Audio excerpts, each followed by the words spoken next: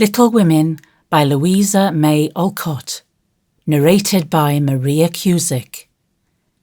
Chapter 1. Christmas won't be Christmas without any presents, grumbled Jo, lying on the rug. It's so dreadful to be poor, sighed Meg, looking down at her old dress. I don't think it's fair for some girls to have plenty of pretty things and other girls nothing at all, added little Amy with an injured sniff. We've got father and mother, and each other, said Beth, contentedly from her corner.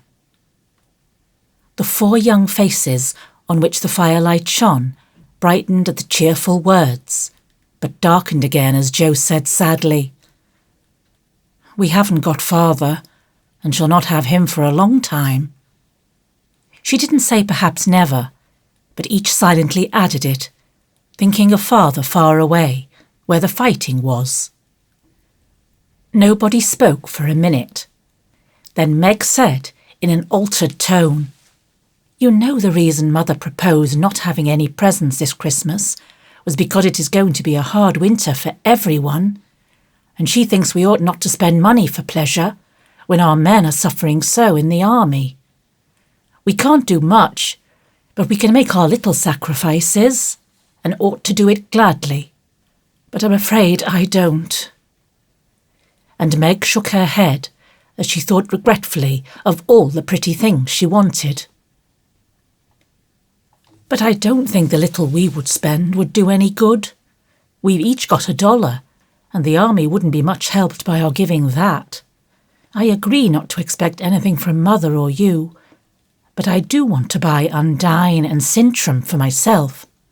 I've wanted it so long, said Jo, who was a bookworm. I plan to spend mine in new music, said Beth, with a little sigh, which no one heard but the hearth brush and kettle holder. I shall get a nice box of Faber's drawing pencils.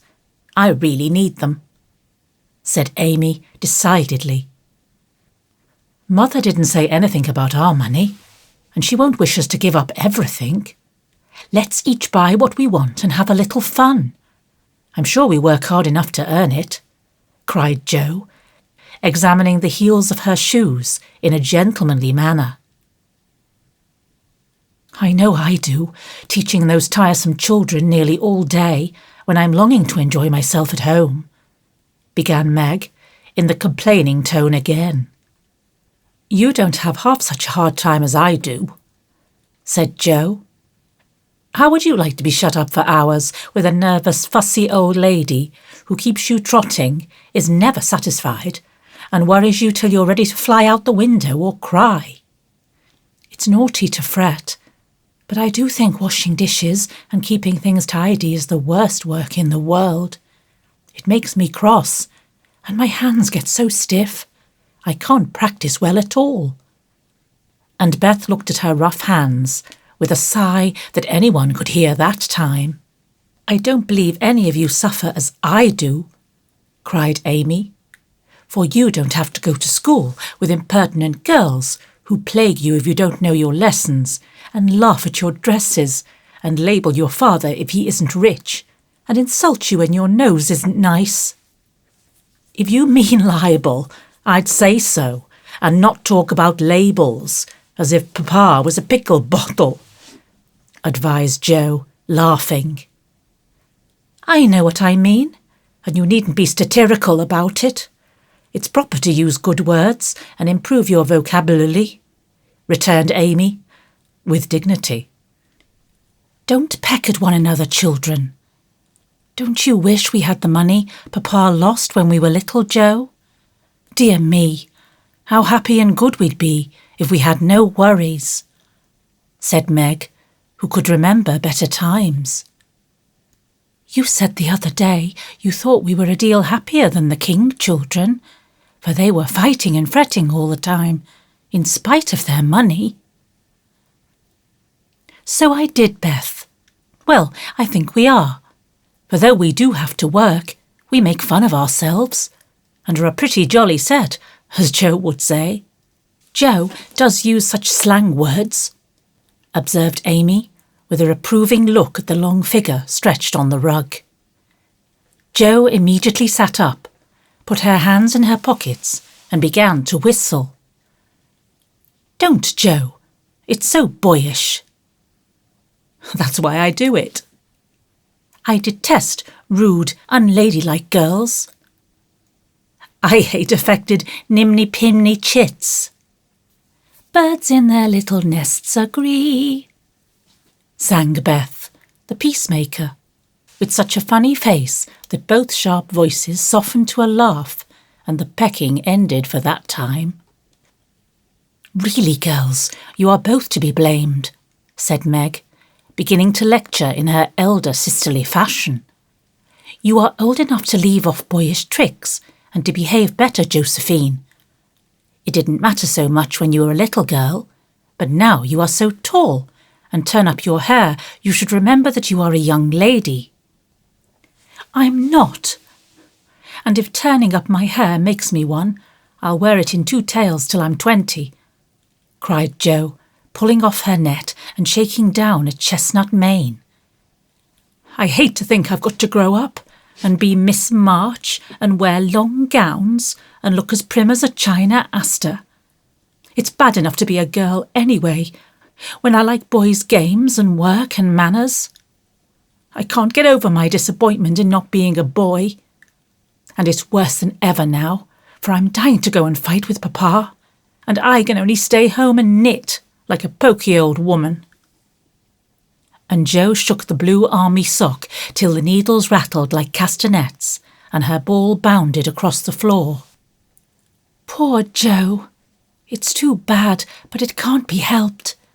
So you must try to be contented with making your name boyish and playing brother to us girls," said Beth, stroking the rough head with a hand that all the dishwashing and dusting in the world could not make ungentle in its touch.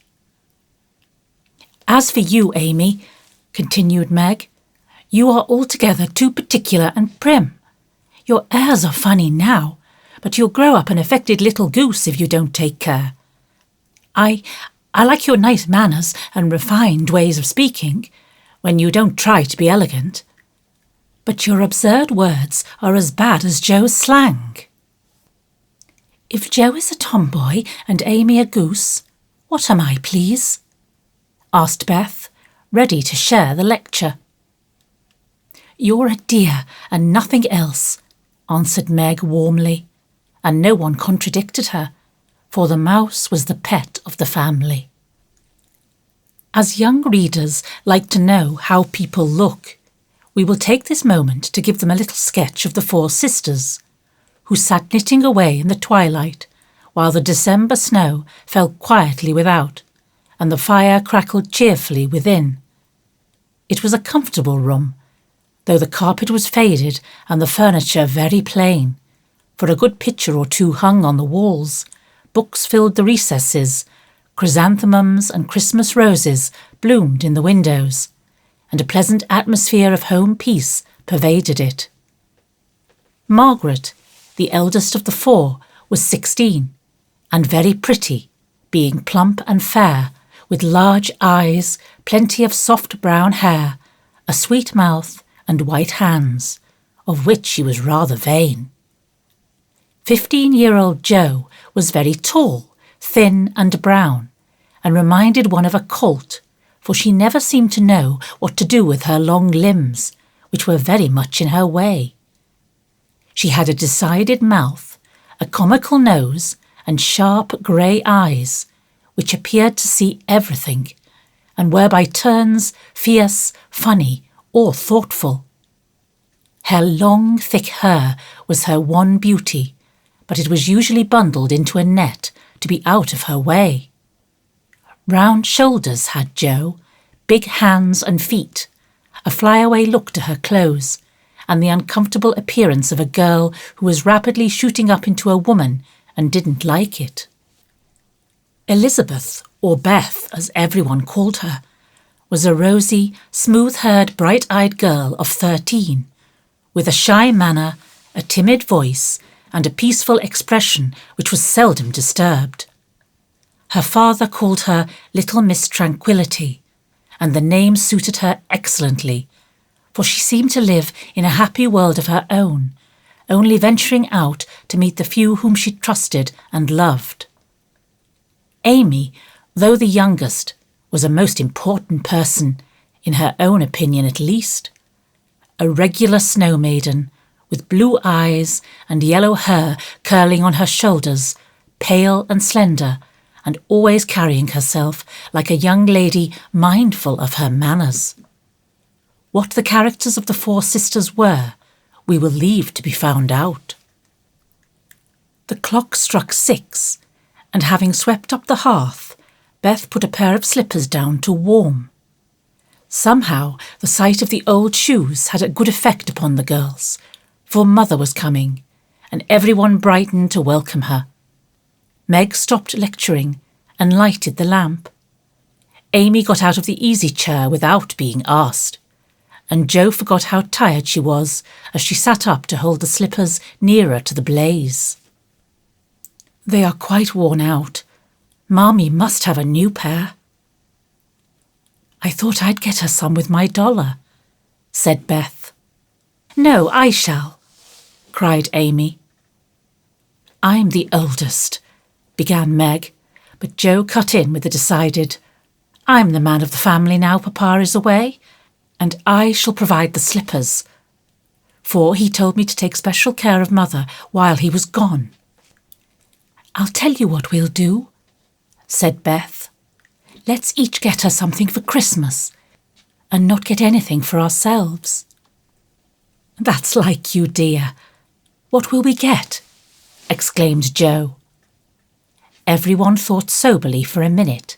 Then Meg announced, as if the idea was suggested by the sight of her own pretty hands, "I shall give her a nice pair of gloves." "Army shoes, best to be had," cried Jo. "Some handkerchiefs, all hemmed," said Beth. "I'll get a little bottle of cologne. She likes it, and it won't cost much, so I'll have some left to buy my pencils," added Amy. "How will we give the things?" asked Meg. "Put them on the table and bring her in and see her open the bundles. Don't you remember how we used to do on our birthdays?" answered Jo. "I used to be so frightened when it was my turn to sit in the chair with the crown on and see you all come marching round to give the presents with a kiss. I liked the things and the kisses, but it was dreadful to have you sit looking at me while I opened the bundles," said Beth, who was toasting her face and the bread for tea at the same time. "Let Marmee think we are getting things for ourselves and then surprise her. We must go shopping tomorrow afternoon, Meg. There is so much to do about the play for Christmas night," said Jo, marching up and down with her hands behind her back and her nose in the air. "I don't mean to act any more after this time. I'm getting too old for such things," observed Meg, who was as much a child as ever about dressing up frolics. "You won't stop, I know, as long as you can trail round in a white gown with your hair down and wear gold-papered jewellery. You are the best actress we've got, and there'll be an end of everything if you quit the boards," said Jo. "We ought to rehearse tonight. Come here, Amy, and do the fainting scene, for you are as stiff as a poker in that." "I can't help it. I never saw anyone faint, and I don't choose to make myself all black and blue, tumbling flat as you do. If I can go down easily, I'll drop. If I can't, I shall fall into a chair and be graceful. I don't care if Hugo does come at me with a pistol," returned Amy, who was not gifted with dramatic power, but was chosen because she was small enough to be borne out shrieking by the villain of the piece. "Do it this way. Clasp your hands so and stagger across the room, crying frantically, 'Rodrigo, save me! Save me!'" And away went Jo with a melodramatic scream which was truly thrilling. Amy followed, but she poked her hands out stiffly before her and jerked herself along as she went by machinery, and her "ow" was more suggestive of pins being run into her than of fear and anguish. Jo gave a despairing groan, and Meg laughed outright, while Beth let her bread burn as she watched the fun with interest. "It's no use. Do the best you can when the time comes, and if the audience laughs, don't blame me. Come on, Meg." Then things went smoothly, for Don Pedro defied the world in a speech of 2 pages without a single break. Hagar, the witch, chanted an awful incantation over her kettleful of simmering toads with weird effect. Rodrigo rent his chains asunder manfully, and Hugo died in agonies of remorse and arsenic with a wild "Ha-ha!" "It's the best we've had yet," said Meg, as the dead villain sat up and rubbed his elbows. "I don't see how you can write and act such splendid things, Jo. You're a regular Shakespeare," exclaimed Beth, who firmly believed that her sisters were gifted with wonderful genius in all things. "Not quite," replied Jo modestly. "I do think The Witch's Curse, an operatic tragedy, is rather a nice thing, but I'd like to try Macbeth. If we only had a trapdoor for Banquo. I always wanted to do the killing part. Is that a dagger that I see before me?" muttered Jo, rolling her eyes and clutching at the air, as she had seen a famous tragedian do. "No, it's the toasting fork, with Mother's shoe on it instead of the bread. Bet stage struck," cried Meg, and the rehearsal ended in a general burst of laughter. "Glad to find you so merry, my girls," said a cheery voice at the door, and actors and audience turned to welcome a tall, motherly lady with a "can I help you" look about her, which was truly delightful. She was not elegantly dressed, but a noble-looking woman, and the girls thought the great cloak and unfashionable bonnet covered the most splendid mother in the world. "Well, dearies, how have you got on today? There was so much to do, getting the boxes ready to go tomorrow, that I didn't come home to dinner. Has anyone called Beth? How is your cold, Meg? Jo, you look tired to death. Come and kiss me, baby." While making these maternal inquiries, Mrs. March got her wet things off, her warm slippers on, and sitting down in the easy chair, drew Amy to her lap, preparing to enjoy the happiest hour of her busy day. The girls flew about, trying to make things comfortable, each in her own way. Meg arranged the tea table. Jo brought wood and set chairs, dropping, overturning, and clattering everything she touched.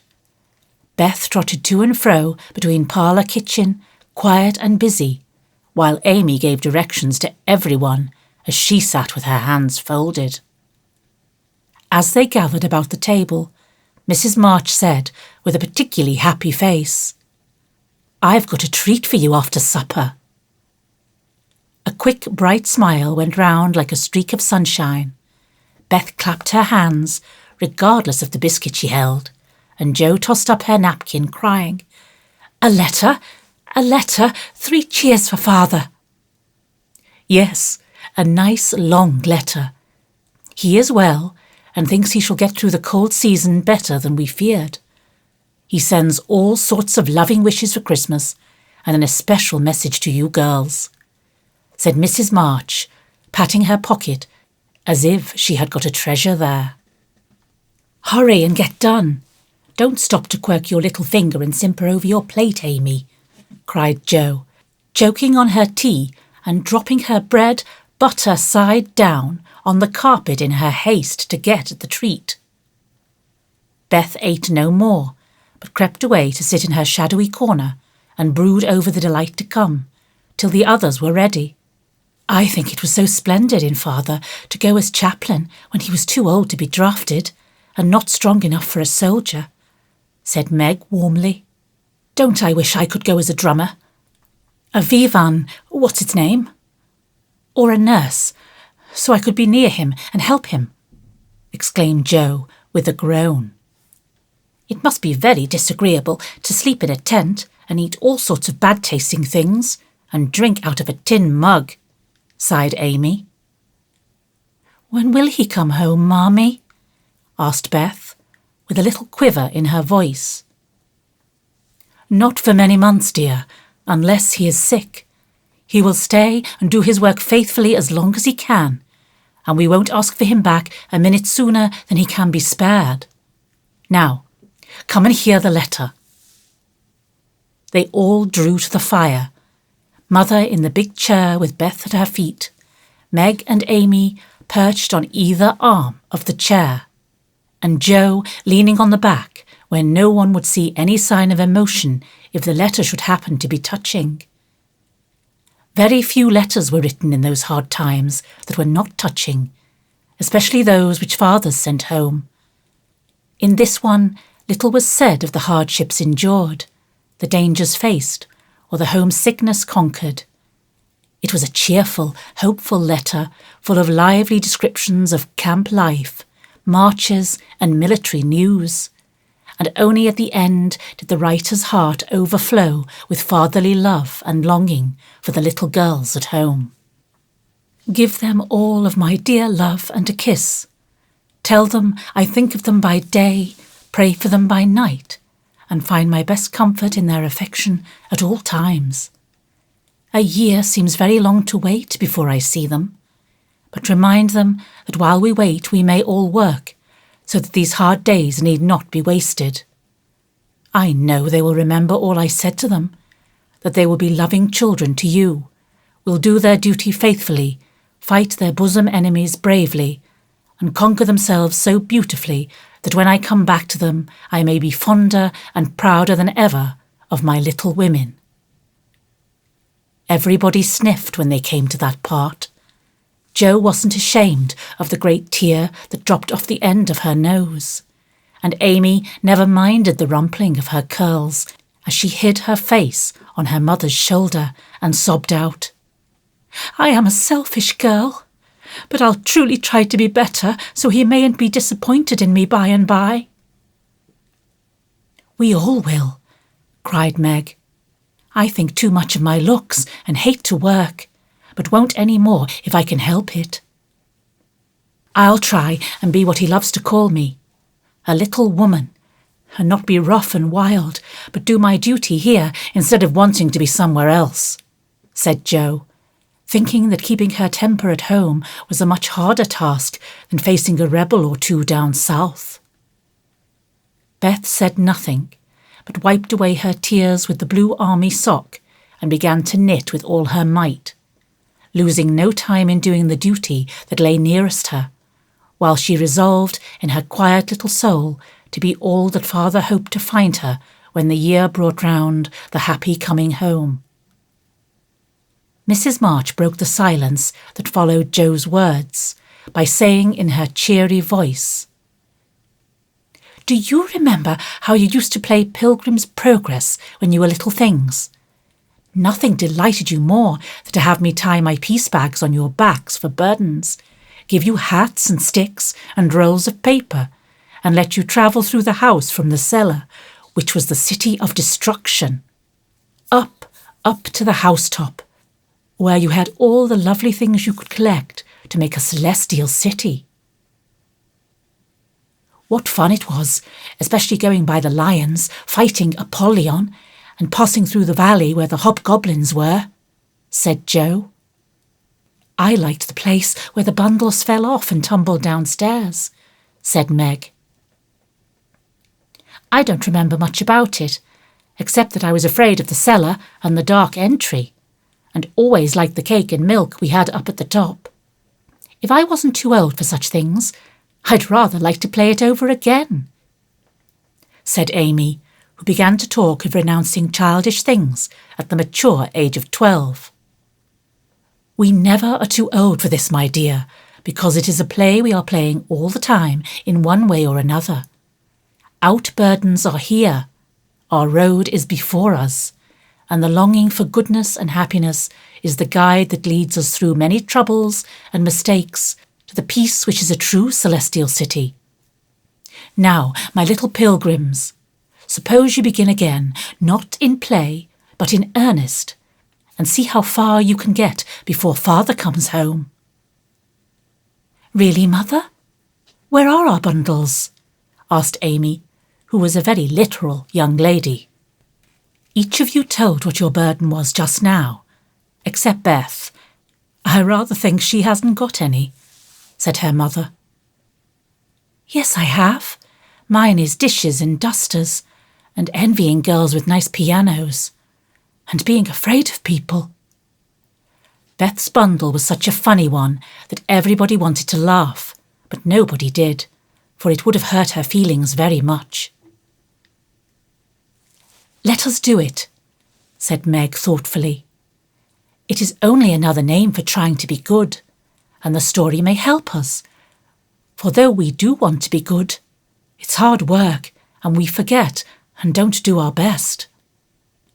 We were in the Slough of Despond tonight, and Mother came and pulled us out as Help did in the book. We ought to have our role of directions, like Christian.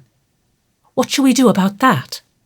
asked Jo, delighted with the fancy which lent a little romance to the very dull task of doing her duty. "Look under your pillows Christmas morning and you will find your guidebook," replied Mrs. March.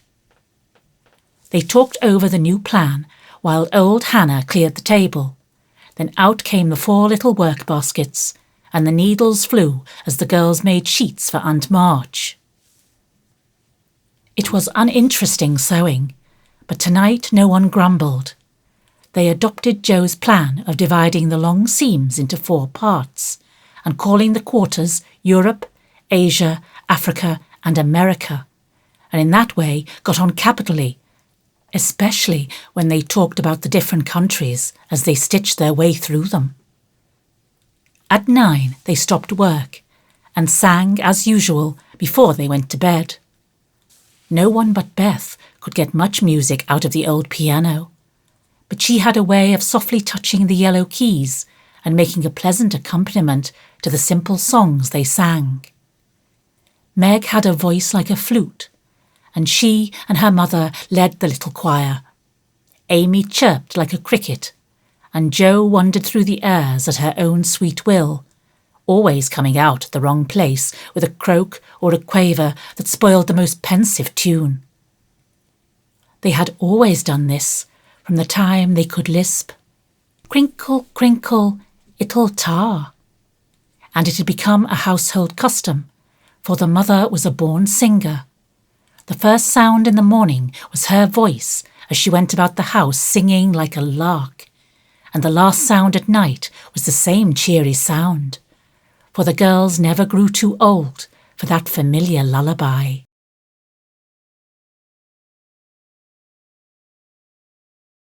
Chapter 2. Jo was the first to wake in the grey dawn of Christmas morning. No stockings hung at the fireplace, and for a moment she felt as much disappointed as she did long ago, when her little sock fell down because it was crammed so full of goodies. Then she remembered her mother's promise, and slipping her hand under her pillow, drew out a little crimson-covered book. She knew it very well, for it was that beautiful old story of the best life ever lived, and Jo felt that it was a true guidebook for any pilgrim going on a long journey. She woke Meg with a Merry Christmas and bade her see what was under her pillow. A green-covered book appeared, with the same picture inside, and a few words written by their mother, which made their one present very precious in their eyes. Presently Beth and Amy woke to rummage and find their little books also, one dove-coloured, the other blue, and all sat looking at and talking about them, while the east grew rosy with the coming day. In spite of her small vanities, Margaret had a sweet and pious nature, which unconsciously influenced her sisters, especially Jo, who loved her very tenderly and obeyed her because her advice was so gently given. "Girls," said Meg seriously, looking from the tumbled head beside her to the two little night-capped ones in the room beyond. "Mother wants us to read and love and mind these books, and we must begin at once. We used to be faithful about it, but since Father went away and all this war trouble unsettled us, we have neglected many things. You can do as you please, but I shall keep my book on the table here and read a little every morning as soon as I wake, for I know it will do me good and help me through the day." Then she opened her new book and began to read. Jo put her arm around her and, leaning cheek to cheek, read also, with the quiet expression so seldom seen on her restless face. "How good Meg is! Come, Amy, let's do as they do. I'll help you with the hard words, and they explain things if we don't understand," whispered Beth, very much impressed by the pretty books and her sister's example.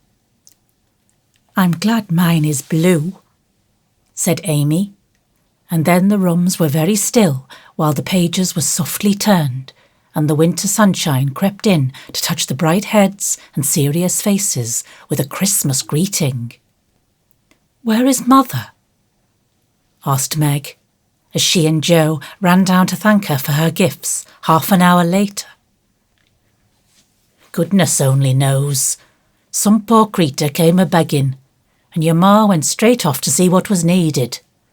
There never was such a woman for giving away victuals and drink, clothes and firing," replied Hannah, who had lived with the family since Meg was born and was considered by them all more as a friend than a servant. "She will be back soon, I think, so fry your cakes and have everything ready," said Meg, looking over the presents which were collected in a basket and kept under the sofa, ready to be produced at the proper time. "Why, where is Amy's bottle of cologne?" she added, as the little flask did not appear. "She took it out a minute ago and went off with it to put a ribbon on it or some such notion," replied Jo, dancing about the room to take the first stiffness off the new army slippers. "How nice my handkerchiefs look, don't they? Hannah washed and ironed them for me, and I marked them all myself," said Beth, looking proudly at the somewhat uneven letters which had cost her such labour. "Bless the child, she's gone and put Mother on them instead of M. March. How funny," cried Jo, taking one up. "Isn't that right? I thought it was better to do it so, because Meg's initials are M.M., and I don't want anyone to use these but Marmee," said Beth, looking troubled. "It's all right, dear, and a very pretty idea, quite sensible too, for no one can ever mistake them now. It will please her very much, I know," said Meg, with a frown for Jo and a smile for Beth. "There's Mother.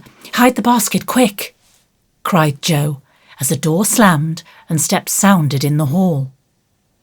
Amy came in hastily and looked rather abashed when she saw her sisters all waiting for her. "Where have you been, and what are you hiding behind you?" asked Meg, surprised to see by her hood and cloak that lazy Amy had been out so early. "Don't laugh at me, Jo. I didn't mean anyone should know till the time came. I only meant to change the little bottle for a big one, and I gave all my money to get it, and I'm truly trying not to be selfish any more." As she spoke, Amy showed the handsome flask which replaced the cheap one, and looked so earnest and humble in her little effort to forget herself that Meg hugged her on the spot, and Jo pronounced her a trump, while Beth ran to the window and picked her finest rose to ornament the stately bottle. "You see, I felt ashamed of my present, after reading and talking about being good this morning, so I ran round the corner and changed it the minute I was up, and I'm so glad, for mine is the handsomest now." Another bang on the street door sent the basket under the sofa, and the girls to the table, eager for breakfast. "Merry Christmas, Marmee. Many of them. Thank you for our books. We read some and mean to every day," they all cried in chorus. "Merry Christmas, little daughters. I'm glad you began at once and hope you will keep on. But I want to say one word before we sit down. Not far away from here lies a poor woman with a little newborn baby. 6 children are huddled into one bed to keep from freezing, for they have no fire. There is nothing to eat over there, and the oldest boy came to tell me they were suffering hunger and cold. My girls, will you give them your breakfast as a Christmas present?" They were all unusually hungry, having waited nearly an hour, and for a minute no one spoke. Only a minute, for Joe exclaimed impetuously, "I'm so glad you came before we began." "May I go and help carry the things to the poor little children?" asked Beth eagerly. "I shall take the cream and muffins," added Amy, heroically giving up the article she most liked. Meg was already covering the buckwheats and piling the bread into one big plate. "I thought you'd do it," said Mrs. March, smiling as if satisfied. "You shall all go and help me, and when we come back we will have bread and milk for breakfast and make it up at dinner time." They were soon ready, and the procession set out. Fortunately, it was early, and they went through back streets, so few people saw them, and no one laughed at the queer party. A poor, bare, miserable room it was, with broken windows, no fire, ragged bedclothes, a sick mother, wailing baby, and a group of pale, hungry children cuddled under one old quilt, trying to keep warm. How the big eyes stared and the blue lips smiled as the girls went in. "Ach, mein Gott, it is good angels come to us," said the poor woman, crying for joy. "Funny angels in hoods and mittens," said Joe, and set them to laughing. In a few minutes it really did seem as if kind spirits had been at work there. Hannah, who had carried wood, made a fire and stopped up the broken panes with old hats and her own cloak. Mrs. March gave the mother tea and gruel and comforted her with promises of help, while she dressed the little baby as tenderly as if it had been her own. The girls meantime spread the table, set the children round the fire, and fed them like so many hungry birds, laughing, talking, and trying to understand the funny broken English. "Das ist gut, die Enkelkinder," cried the poor things as they ate and warmed their purple hands at the comfortable blaze. The girls had never been called angel children before, and thought it very agreeable, especially Jo, who had been considered a Sancho ever since she was born. That was a very happy breakfast, though they didn't get any of it. And when they went away, leaving comfort behind, I think there were not in all the city 4 merrier people than the hungry little girls who gave away their breakfasts and contented themselves with bread and milk on Christmas morning. "That's loving our neighbour better than ourselves, and I like it," said Meg, as they set out their presents while their mother was upstairs collecting clothes for the poor Hummels. Not a very splendid show, but there was a great deal of love done up in the few little bundles, and the tall vase of red roses, white chrysanthemums, and trailing vines, which stood in the middle, gave quite an elegant air to the table. "She's coming. Strike up, Beth. Open the door, Amy. 3 cheers for Marmee," cried Jo, prancing about while Meg went to conduct Mother to the seat of honour. Beth played her gayest march. Amy threw open the door, and Meg enacted escort with great dignity. Mrs. March was both surprised and touched, and smiled with her eyes full as she examined her presents and read the little notes which accompanied them. The slippers went on at once. A new handkerchief was slipped into her pocket, well scented with Amy's cologne. The rose was fastened in her bosom, and the nice gloves were pronounced a perfect fit. There was a good deal of laughing and kissing and explaining, in the simple, loving fashion which makes these home festivals so pleasant at the time, so sweet to remember long afterward, and then all fell to work. The morning charities and ceremonies took so much time that the rest of the day was devoted to preparations for the evening festivities.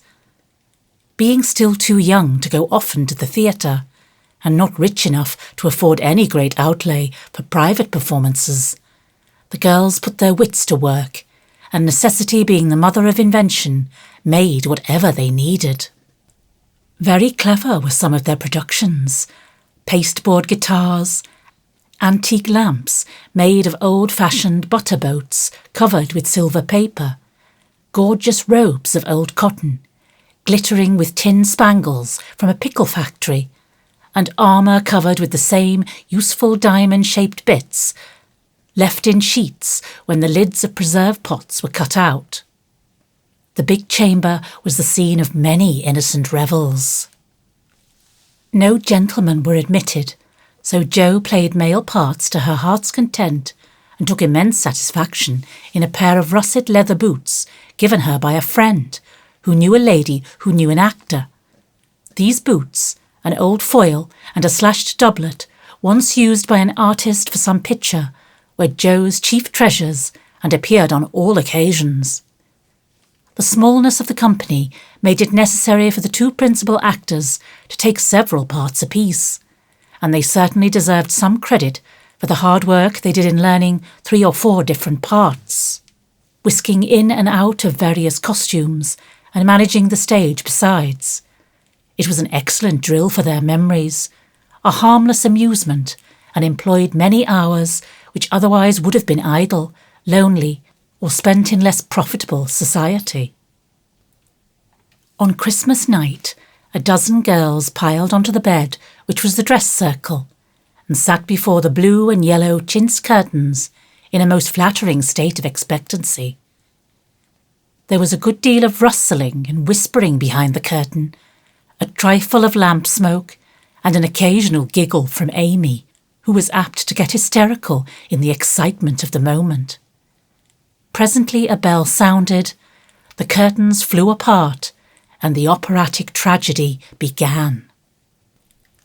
A gloomy wood, according to the one playbill, was represented by a few shrubs in pots, green baize on the floor, and a cave in the distance. This cave was made with a clothes horse for a roof, bureaus for walls, and in it was a small furnace in full blast, with a black pot on it, and an old witch bending over it. The stage was dark, and the glow of the furnace had a fine effect, especially as real steam issued from the kettle when the witch took off the cover. A moment was allowed for the first thrill to subside, then Hugo, the villain, stalked in with a clanking sword at his side, a slouching hat, black beard, mysterious cloak, and the boots. After pacing to and fro in much agitation, he struck his forehead and burst out in a wild strain, singing of his hatred to Rodrigo, his love for Zara, and his pleasing resolution to kill the one and win the other. The gruff tones of Hugo's voice, with an occasional shout when his feelings overcame him, were very impressive, and the audience applauded the moment he paused for breath. Bowing with the air of one accustomed to public praise, he stole to the cavern and ordered Hagar to come forth with a commanding, "What ho, minion, I need thee." Out came Meg, with grey horsehair hanging about her face, a red and black robe, a staff, and cabalistic signs upon her cloak. Hugo demanded a potion to make Zara adore him, and one destroy Rodrigo. Hagar, in a fine dramatic melody, promised both, and proceeded to call up the spirit who would bring the love philtre. "Hither, hither, from thy home, airy sprite, I bid thee come, born of roses fed on dew, charms and potions canst thou brew? Bring me here with elfin speed the fragrant philtre which I need. Make it sweet and swift and strong, Spirit, answer now my song. A soft strain of music sounded, and then at the back of the cave appeared a little figure in cloudy white, with glittering wings, golden hair, and a garland of roses on its head. Waving a wand, it sang, "Hither I come from my airy home, afar in the silver moon. Take the magic spell and use it well, or its power will vanish soon." And dropping a small gilded bottle at the witch's feet, the spirit vanished. Another chant from Hagar produced another apparition, not a lovely one, for with a bang an ugly black imp appeared, and having croaked a reply, tossed a dark bottle at Hugo and disappeared with a mocking laugh. Having warbled his thanks and put the potions in his boots, Hugo departed, and Hagar informed the audience that as he had killed a few of her friends in times past, she had cursed him and intends to thwart his plans and be revenged on him. Then the curtain fell, and the audience reposed and ate candy while discussing the merits of the play. A good deal of hammering went on before the curtain rose again, but when it became evident what a masterpiece of stage carpentry had been got up, no one murmured at the delay. It was truly superb. A tower rose to the ceiling, halfway up appeared a window with a lamp burning in it, and behind the white curtain appeared Zara in a lovely blue and silver dress, waiting for Rodrigo. He came in gorgeous array, with plumed cap, red cloak, chestnut lovelocks, a guitar, and the boots, of course. Kneeling at the foot of the tower, he sang a serenade in melting tones. Zara replied, and after a musical dialogue, consented to fly. Then came the grand effect of the play. Rodrigo produced a rope ladder with 5 steps to it, threw up one end, and invited Zara to descend. Timidly, she crept from her lattice, put her hand on Rodrigo's shoulder, and was about to leap gracefully down, when, alas, alas for Zara, she forgot her train. It caught in the window, the tower tottered, leaned forward, fell with a crash, and buried the unhappy lovers in the ruins. A universal shriek arose as the russet boots waved wildly from the wreck, and a golden head emerged, exclaiming, "I told you so! I told you so!" With wonderful presence of mind, Don Pedro, the cruel sire, rushed in, dragged out his daughter, with a hasty aside. "Don't laugh! Act as if it was all right!" And ordering Rodrigo up, banished him from the kingdom with wrath and scorn. Though decidedly shaken by the fall from the tower upon him, Rodrigo defied the old gentleman and refused to stir. This dauntless example fired Zara. She also defied her sire, and he ordered them both to the deepest dungeons of the castle. A stout little retainer came in with chains and led them away, looking very much frightened, and evidently forgetting the speech he ought to have made. Act 3rd was the castle hall, and here Hagar appeared, having come to free the lovers and finish Hugo.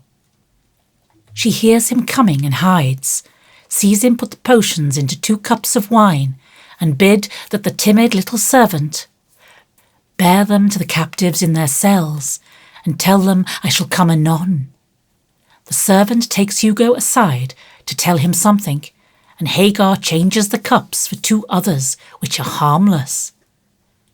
Fernando, the minion, carries them away, and Hagar puts back the cup which holds the poison meant for Rodrigo. Hugo, getting thirsty after a long warble, drinks it, loses his wits, and after a good deal of clutching and stamping, falls flat and dies, while Hagar informs him what she has done in a song of exquisite power and melody. This was a truly thrilling scene, though some persons might have thought that the sudden tumbling down of a quantity of long red hair rather marred the effect of the villain's death. He was called before the curtain, and with great propriety appeared, leading Hagar, whose singing was considered more wonderful than all the rest of the performance put together. Act Fourth displayed the despairing Rodrigo on the point of stabbing himself because he has been told that Zara has deserted him. Just as the dagger is at his heart, a lovely song is sung under his window, informing him that Zara is true but in danger, and he can save her if he will. A key is thrown in, which unlocks the door, and in a spasm of rapture he tears off his chains and rushes away to find and rescue his lady love. Act Fifth opened with a stormy scene between Zara and Don Pedro. He wishes her to go to a convent, but she won't hear of it, and after a touching appeal is about to faint when Rodrigo dashes in and demands her hand. Don Pedro refuses because he is not rich. They shout and gesticulate tremendously, but cannot agree, and Rodrigo is about to bear away the exhausted Zara when the timid servant enters with a letter and a bag from Hagar, who has mysteriously disappeared. The latter informs the party that she bequeaths untold wealth to the young pair and an awful doom to Don Pedro if he doesn't make them happy.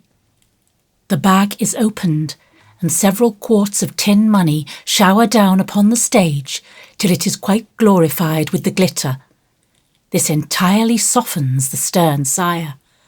He consents without a murmur, all join in a joyful chorus, and the curtain falls upon the lovers kneeling to receive Don Pedro's blessing in attitudes of the most romantic grace.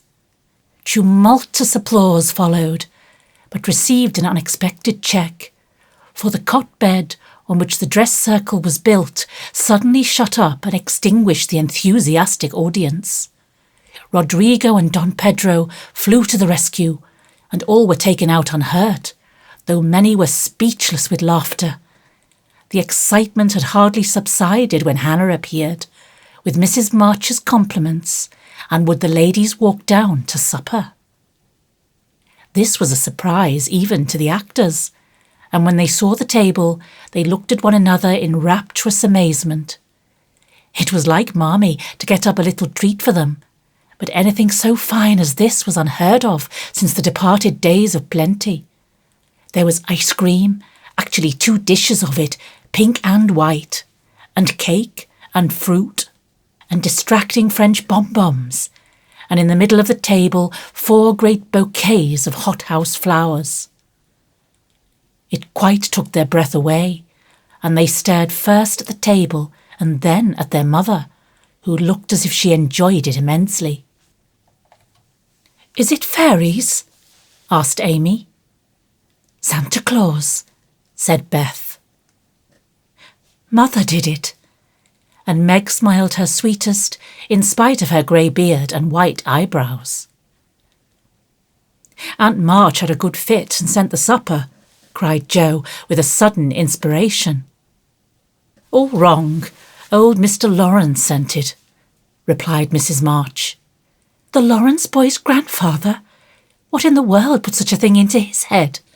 We don't know him," exclaimed Meg.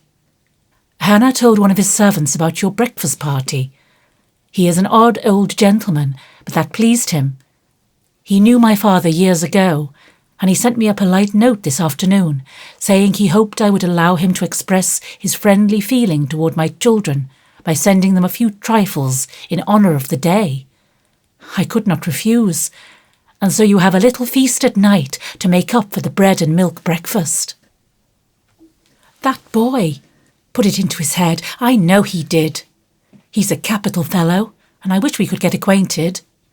He looks as if he'd like to know us, but he's bashful. And Meg is so prim she won't let me speak to him when we pass," said Joe, as the plates went round and the ice began to melt out of sight, with ohs and ahs of satisfaction. "You mean the people who live in the big house next door, don't you?" asked one of the girls. "My mother knows old Mr. Lawrence, but says he's very proud and doesn't like to mix with his neighbours. He keeps his grandson shut up when he isn't riding or walking with his tutor, and makes him study very hard. We invited him to our party, but he didn't come. Mother says he's very nice, though he never speaks to us girls. Our cat ran away once, and he brought her back, and we talked over the fence, and we were getting on capitally, all about cricket and so on, when he saw Meg coming and walked off. I mean to know him some day, for he needs fun, I'm sure he does," said Joe decidedly. "I like his manners, and he looks like a little gentleman, so I've no objection to your knowing him, if a proper opportunity comes. He brought the flowers himself, and I should have asked him in, if I had been sure what was going on upstairs. He looked so wistful as he went away, hearing the frolic and evidently having none of his own." "It's a mercy you didn't, Mother," laughed Joe, looking at her boots. "But we'll have another play sometime that he can see. Perhaps he'll help act. Wouldn't that be jolly? I never had such a fine bouquet before. How pretty it is!" And Meg examined her flowers with great interest. "They are lovely, but Bet's roses are sweeter to me," said Mrs. March, smelling the half-dead posy in her belt. Beth nestled up to her and whispered softly, "I wish I could send my bunch to Father. I'm afraid he isn't having such a Merry Christmas as we are."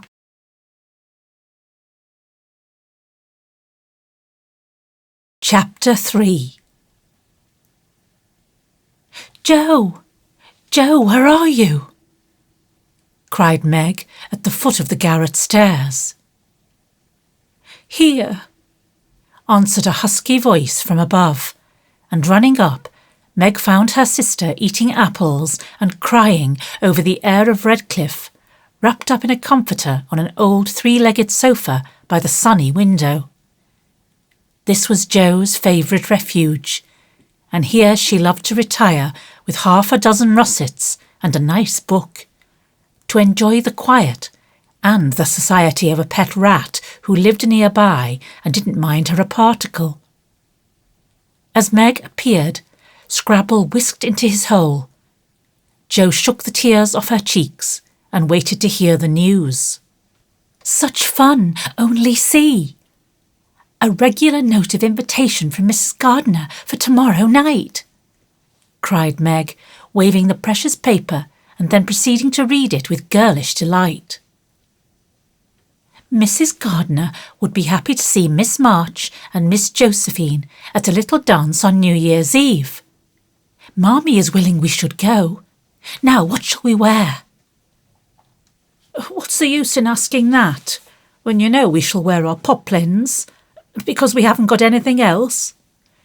answered Joe, with her mouth full.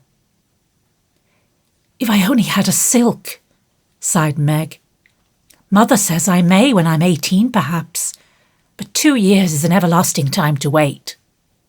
I'm sure our pops look like silk, and they are nice enough for us. Yours is as good as new, but I forgot the burn and the tear in mine. Whatever shall I do? The burn shows badly, and I can't take any out." "You must sit still all you can and keep your back out of sight. The front is all right. I shall have a new ribbon for my hair, and Marmee will lend me her little pearl pin, and my new slippers are lovely, and my gloves will do, although they aren't as nice as I'd like." "Mine are spoiled with lemonade, and I can't get any new ones, so I shall have to go without," said Joe, who never troubled herself much about dress. "You must have gloves, or I won't go," cried Meg decidedly. "Gloves are more important than anything else. You can't dance without them, and if you don't, I should be so mortified." "Then I'll stay still. I don't care much for company dancing. It's no fun to go sailing round. I like to fly about and cut capers." "You can't ask Mother for new ones. They are so expensive, and you are so careless. She said when you spoiled the others that you shouldn't get any more this winter. Can't you make them do? I can hold them crumpled up in my hand, so no one will know how stained they are. That's all I can do. No, I'll tell you how we can manage. Each wear one good one and carry a bad one, don't you see? Your hands are bigger than mine, and you will stretch my glove dreadfully," began Meg, whose gloves were a tender point with her. "Then I'll go without. I don't care what people say," cried Jo, taking up her book. "You may have it, you may. Only don't stain it. And do behave nicely. Don't put your hands behind you, or stare, or say Christopher Columbus, will you? Don't worry about me. I'll be as prim as I can and not get into any scrapes, if I can help it. Now, go and answer your note and let me finish this splendid story." So Meg went away to accept with thanks, look over her dress, and sing blithely as she did up her one real lace frill, while Jo finished her story, her 4 apples, and had a game of romps with Scrabble. On New Year's Eve, the parlour was deserted, for the 2 younger girls played dressing maids, and the 2 elder were absorbed in the all-important business of getting ready for the party. Simple as the toilets were, there was a great deal of running up and down, laughing and talking, and at one time a strong smell of burned hair pervaded the house. Meg wanted a few curls about her face, and Jo undertook to pinch the papered locks with a pair of hot tongs. "Ought they to smoke like that?" asked Beth from her perch on the bed. "It's the dampness drying," replied Jo. "What a queer smell. It's like burnt feathers," observed Amy, smoothing her own pretty curls with a superior air. "There, now I'll take off the papers, and you will see a cloud of little ringlets," said Jo, putting down the tongs. She did take off the papers, but no cloud of ringlets appeared, for the hair came with the papers, and the horrified hairdresser laid a row of little scorched bundles on the bureau before her victim. Oh, what have you done? I'm spoiled. I can't go. My hair! Oh, my hair!" wailed Meg, looking with despair at the uneven frizzle on her forehead. "Just my luck. You shouldn't have asked me to do it. I always spoil everything. I'm so sorry. But the tongs were too hot, and so I've made a mess," groaned poor Jo, regarding the little black pancakes with tears of regret. "It isn't spoilt. Just frizzle it, and tie your ribbon so the ends come on your forehead a bit, and it would look like the latest fashion. I've seen many girls do it so," said Amy consolingly. "Serves me right for trying to be fine. I wish I'd let my hair alone," cried Meg petulantly. "So do I. It was so smooth and pretty.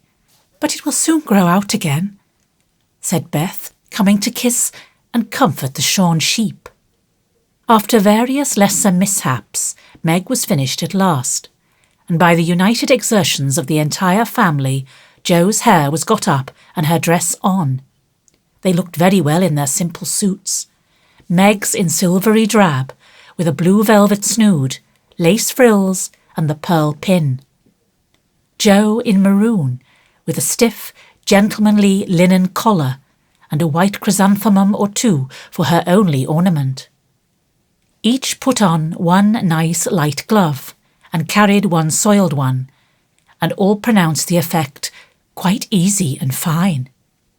Meg's high-heeled slippers were very tight and hurt her, though she would not own it, and Jo's 19 hairpins all seemed stuck straight into her head, which was not exactly comfortable. But dear me, let us be elegant or die. "Have a good time, dearies," said Mrs. March as the sisters went daintily down the walk. "Don't eat much supper, and come away at 11 when I send Hannah for you." As the gate clashed behind them, a voice cried from a window, "Girls, girls, have you both got nice pocket handkerchiefs?" Yes, spandy nice, and Meg has cologne on hers," cried Jo, adding with a laugh as they went on, "I do believe Marmee would ask that if we were all running away from an earthquake." It is one of her aristocratic tastes, and quite proper, for a real lady is always known by neat boots, gloves, and handkerchief, replied Meg, who had a good many little aristocratic tastes of her own. "Now, don't forget to keep the bad breath out of sight, Jo. Is my sash right? And does my hair look very bad?"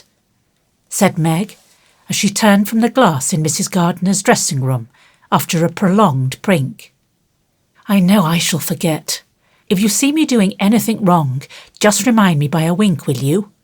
returned Jo, giving her collar a twitch and her head a hasty brush. "No, winking isn't ladylike. I lift my eyebrows if anything is wrong, and nod if you are all right. Now, hold your shoulders straight and take short steps, and don't shake hands if you are introduced to anyone. It isn't the thing." "How do you learn all the proper ways? I never can. Isn't that music gay?"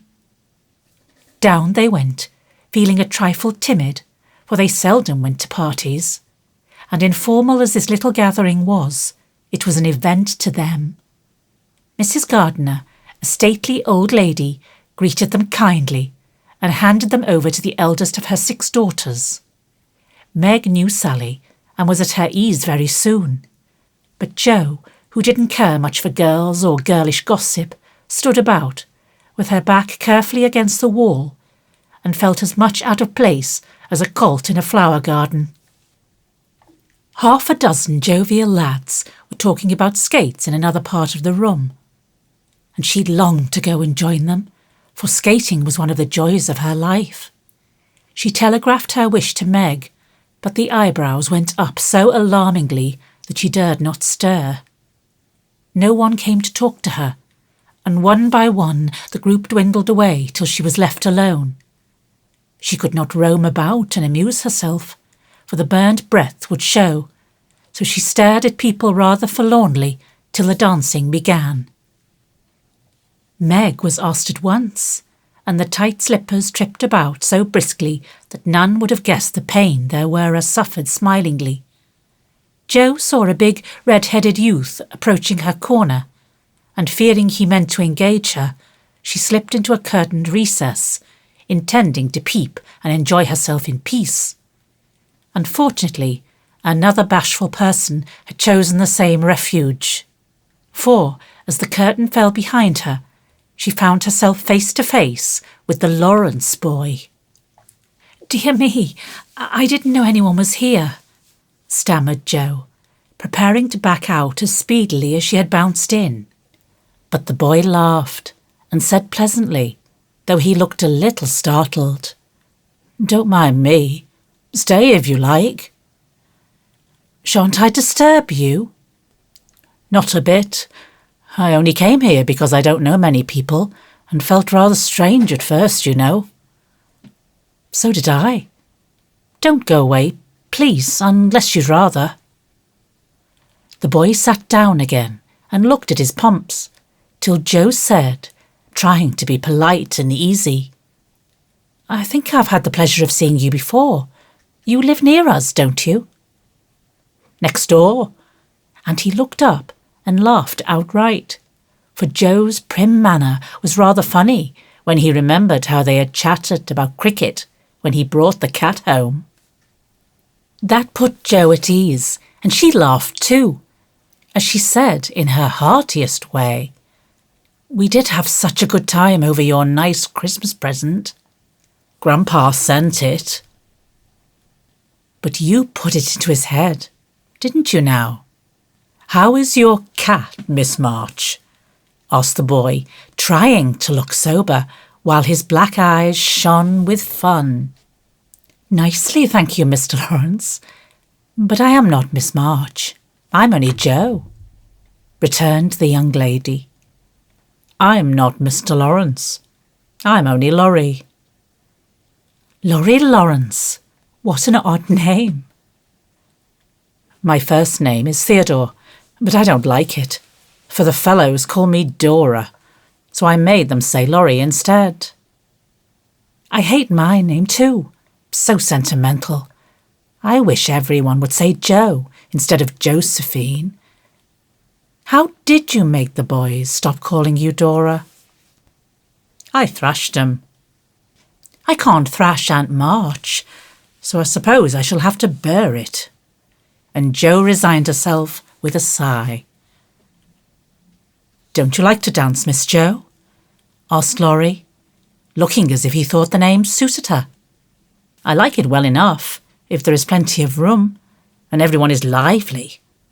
In a place like this, I'm sure to upset something, tread on people's toes, or do something dreadful. So I keep out of mischief and let Meg sail about. Don't you dance? Sometimes. You see, I've been abroad a good many years, and haven't been into company enough yet to know how you do things here. Abroad? Cried Jo. Oh, tell me about it. I love dearly to hear people describe their travels. Laurie didn't seem to know where to begin, but Jo's eager questions soon set him going, and he told her how he had been at school in Vevey, where the boys never wore hats and had a fleet of boats on the lake, and for holiday fun went on walking trips about Switzerland with their teachers. Don't I wish I'd been there, cried Jo. Did you go to Paris? We spent last winter there. Can you talk French? We were not allowed to speak anything else at Vevey. Do say some. I can read it, but can't pronounce. Quel nom a cette jeune demoiselle? On les pantoufles jolies. How nicely you do it. Let me see. You said, who is the young lady in the pretty slippers, didn't you? Oui, mademoiselle. It's my sister Margaret, and you knew it was. Do you think she is pretty? Yes, she makes me think of the German girls. She looks so fresh and quiet and dances like a lady. Jo quite glowed with pleasure at this boyish praise of her sister, and stored it up to repeat to Meg. Both peeped and criticised and chatted till they felt like old acquaintances. Laurie's bashfulness soon wore off, for Jo's gentlemanly demeanour amused and set him at ease, and Jo was her merry self again, because her dress was forgotten and nobody lifted their eyebrows at her. She liked the Lawrence boy better than ever, and took several good looks at him, so that she might describe him to the girls, for they had no brothers, very few male cousins, and boys were almost unknown creatures to them. Curly black hair, brown skin, big black eyes, handsome nose, fine teeth, small hands and feet, taller than I am, very polite, for a boy, and altogether jolly. Wonder how old he is. It was on the tip of Jo's tongue to ask, but she checked herself in time, and with unusual tact, tried to find out in a roundabout way. I suppose you are going to college soon? I see you pegging away at your books. No, I mean studying hard. And Jo blushed at the dreadful pegging which had escaped her. Laurie smiled, but didn't seem shocked, and answered with a shrug. Not for a year or two. I won't go before 17 anyway. Aren't you but 15? Asked Jo, looking at the tall lad, whom she had imagined 17 already. 16, next month. How I wish I was going to college. You don't look as if you liked it. I hate it. Nothing but grinding or skylarking. And I don't like the way fellows do either in this country. What do you like? to live in Italy and to enjoy myself in my own way." Joe wanted very much to ask what his own way was, but his black brows looked rather threatening as he knit them, so she changed the subject by saying, as their foot kept time, "That's a splendid polka. Why don't you go and try it?" "If you will come too," he answered with a gallant little bow. "I can't, for I told Meg I wouldn't because—" There Joe stopped and looked undecided whether to tell or to laugh. "Because what?" "You won't tell?" "Never." "Well, I have a bad trick of standing before the fire, and so I burn my frocks, and I scorch this one, and though it's nicely mended, it shows. And Meg told me to keep still so no one would see it. You may laugh if you want to. It is funny, I know." But Laurie didn't laugh. He only looked down a minute, and the expression of his face puzzled Joe when he said very gently, "Never mind that. I'll tell you how we can manage. There's a long hall out there, and we can dance grandly, and no one will see us. Please come." Joe thanked him and gladly went, wishing she had 2 neat gloves when she saw the nice, pearl-coloured ones her partner wore. The hall was empty, and they had a grand polka, for Laurie danced well, and taught her the German step, which delighted Joe, being full of swing and spring. When the music stopped, they sat down on the stairs to get their breath, and Laurie was in the midst of an account of a students' festival at Heidelberg when Meg appeared in search of her sister. She beckoned, and Joe reluctantly followed her into a side room, where she found her on a sofa, holding her foot and looking pale. "I've sprained my ankle. That stupid high heel turned and gave me a sad wrench. It aches so, I can hardly stand, and I don't know how I'm ever going to get home," she said, rocking to and fro in pain. "I knew you'd hurt your feet with those silly shoes. I'm sorry, but I don't see what you can do, except get a carriage or stay here all night," answered Joe, softly rubbing the poor ankle as she spoke. "I can't have a carriage without its costing ever so much. I dare say I can't get one at all, for most people come in their own, and it's a long way to the stable, and no one to send. I'll go." "No, indeed, it's past 9, and dark as Egypt. I can't stop here, for the house is full. Sally has some girls staying with her. I'll rest till Hannah comes, and then do the best I can." "I'll ask Laurie. He will go," said Joe, looking relieved as the idea occurred to her. "Mercy, no. Don't ask or tell anyone. Get me my rubbers and put these slippers with our things. I can't dance any more, but as soon as supper is over, watch for Hannah and tell me the minute she comes." "They are going out to supper now. I'll stay with you. I'd rather." "No, dear, run along and bring me some coffee. I'm so tired I can't stir." So Meg reclined, with rubbers well hidden, and Joe went blundering away to the dining room, which she found after going into a china closet and opening the door of a room where old Mr. Gardiner was taking a little private refreshment. Making a dart at the table, she secured the coffee, which she immediately spilled, thereby making the front of her dress as bad as the back. "Oh dear, what a blunderbuss I am!" exclaimed Joe, finishing Meg's glove by scrubbing her gown with it. "Can I help you?"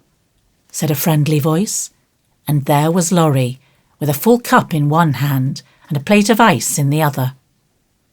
"I was trying to get something for Meg, who is very tired, and someone shook me, and here I am in a nice state," answered Joe, glancing dismally from the stained skirt to the coffee-coloured glove. "Too bad. I was looking for someone to give this to. May I take it to your sister?" "Oh, thank you. I'll show you where she is. I don't offer to take it myself, for I should only get into another scrape if I did." Joe led the way, and as if used to waiting on ladies, Laurie drew up a little table, brought a second instalment of coffee and ice for Joe, and was so obliging that even particular Meg pronounced him a nice boy.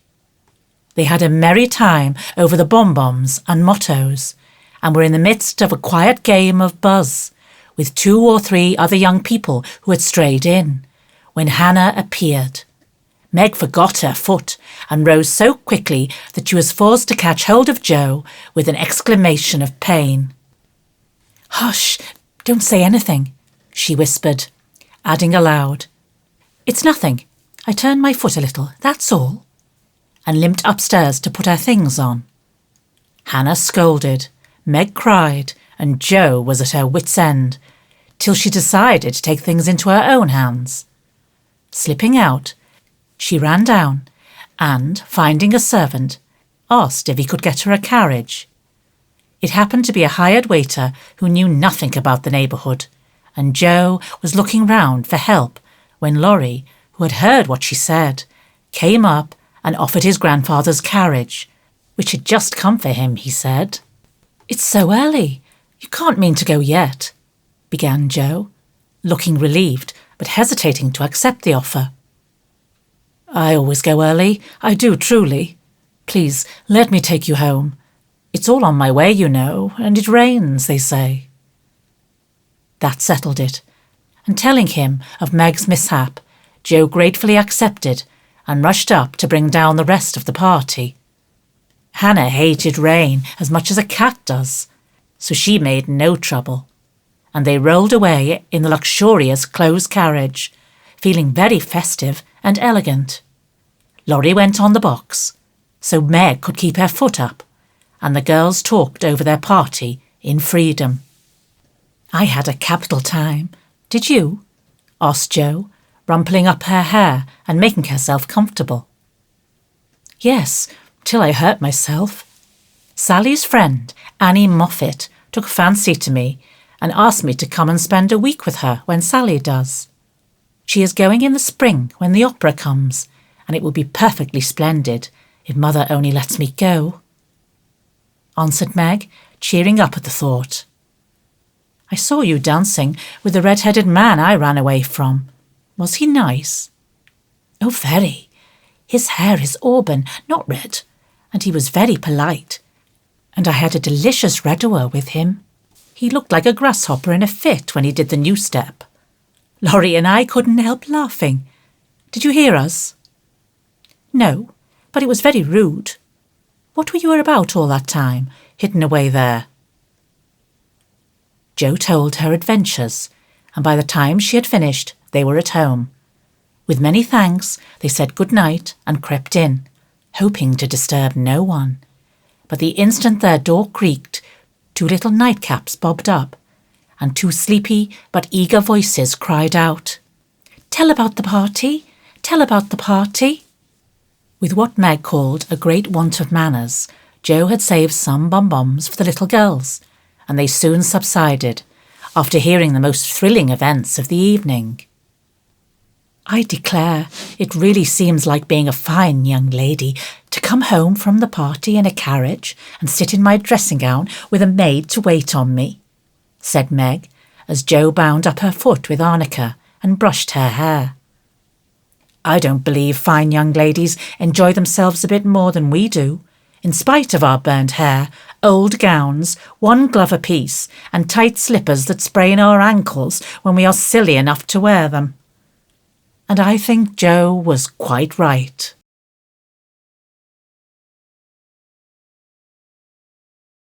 Chapter 4. "Oh dear, how hard it does seem to take up our packs and go on," sighed Meg, the morning after the party, for now the holidays were over, the week of merrymaking did not fit her for going on easily with the tasks she never liked. "I wish it was Christmas or New Year's all the time. Wouldn't it be fun?" answered Joe, yawning dismally. "We shouldn't enjoy ourselves half so much as we do now. But it does seem so nice to have little suppers and bouquets, and go to parties and drive home, and read and rest and not work. It's like other people, you know, and I always envy girls who do such things. I'm so fond of luxury," said Meg, trying to decide which of 2 shabby gowns was the least shabby. "Well, we can't have it, so don't let us grumble, but shoulder our bundles and trudge along as cheerfully as Marmee does. I'm sure Aunt March is a regular old man of the sea to me, but I suppose when I've learned to carry her without complaining, she will tumble off or get so light that I shan't mind her." This idea tickled Jo's fancy and put her in good spirits. But Meg didn't brighten, for her burden, consisting of 4 spoilt children, seemed heavier than ever. She had not heart enough even to make herself pretty as usual by putting on a blue neck ribbon and dressing her hair in the most becoming way. "Where's the use of looking nice when no one sees me but those cross midgets, and no one cares whether I'm pretty or not?" she muttered, shutting her drawer with a jerk.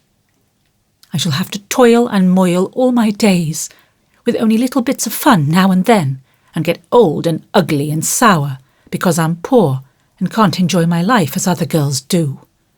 It's a shame." So Meg went down, wearing an injured look, and wasn't at all agreeable at breakfast time. Everyone seemed rather out of sorts and inclined to croak. Beth had a headache and lay on the sofa, trying to comfort herself with the cat and 3 kittens. Amy was fretting because her lessons were not learnt, and she couldn't find her rubbers. Jo would whistle and make a great racket getting ready. Mrs. March was very busy trying to finish a letter, which must go at once, and Hannah had the grumps, for being up late didn't suit her. "There never was such a cross family," cried Jo, losing her temper when she had upset an inkstand, broken both boot-lacings, and sat down upon her hat. "You're the crossest person in it," returned Amy, washing out the sum that was all wrong, with the tears that had fallen on her slate.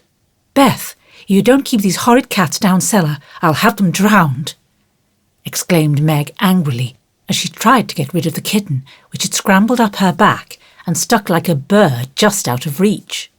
Jo laughed, Meg scolded, Beth implored, and Amy wailed, because she couldn't remember how much 9 times 12 was.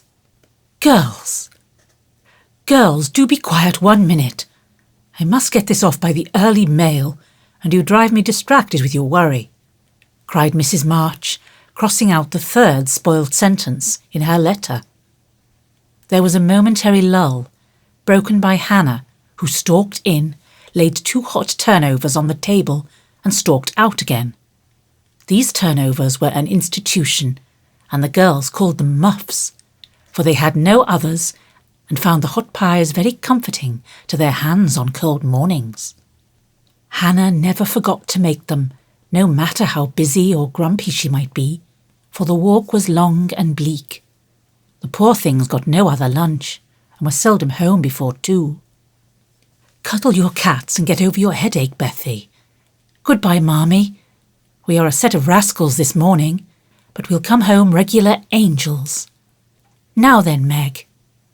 And Jo tramped away, feeling that the Pilgrims were not setting out as they ought to do.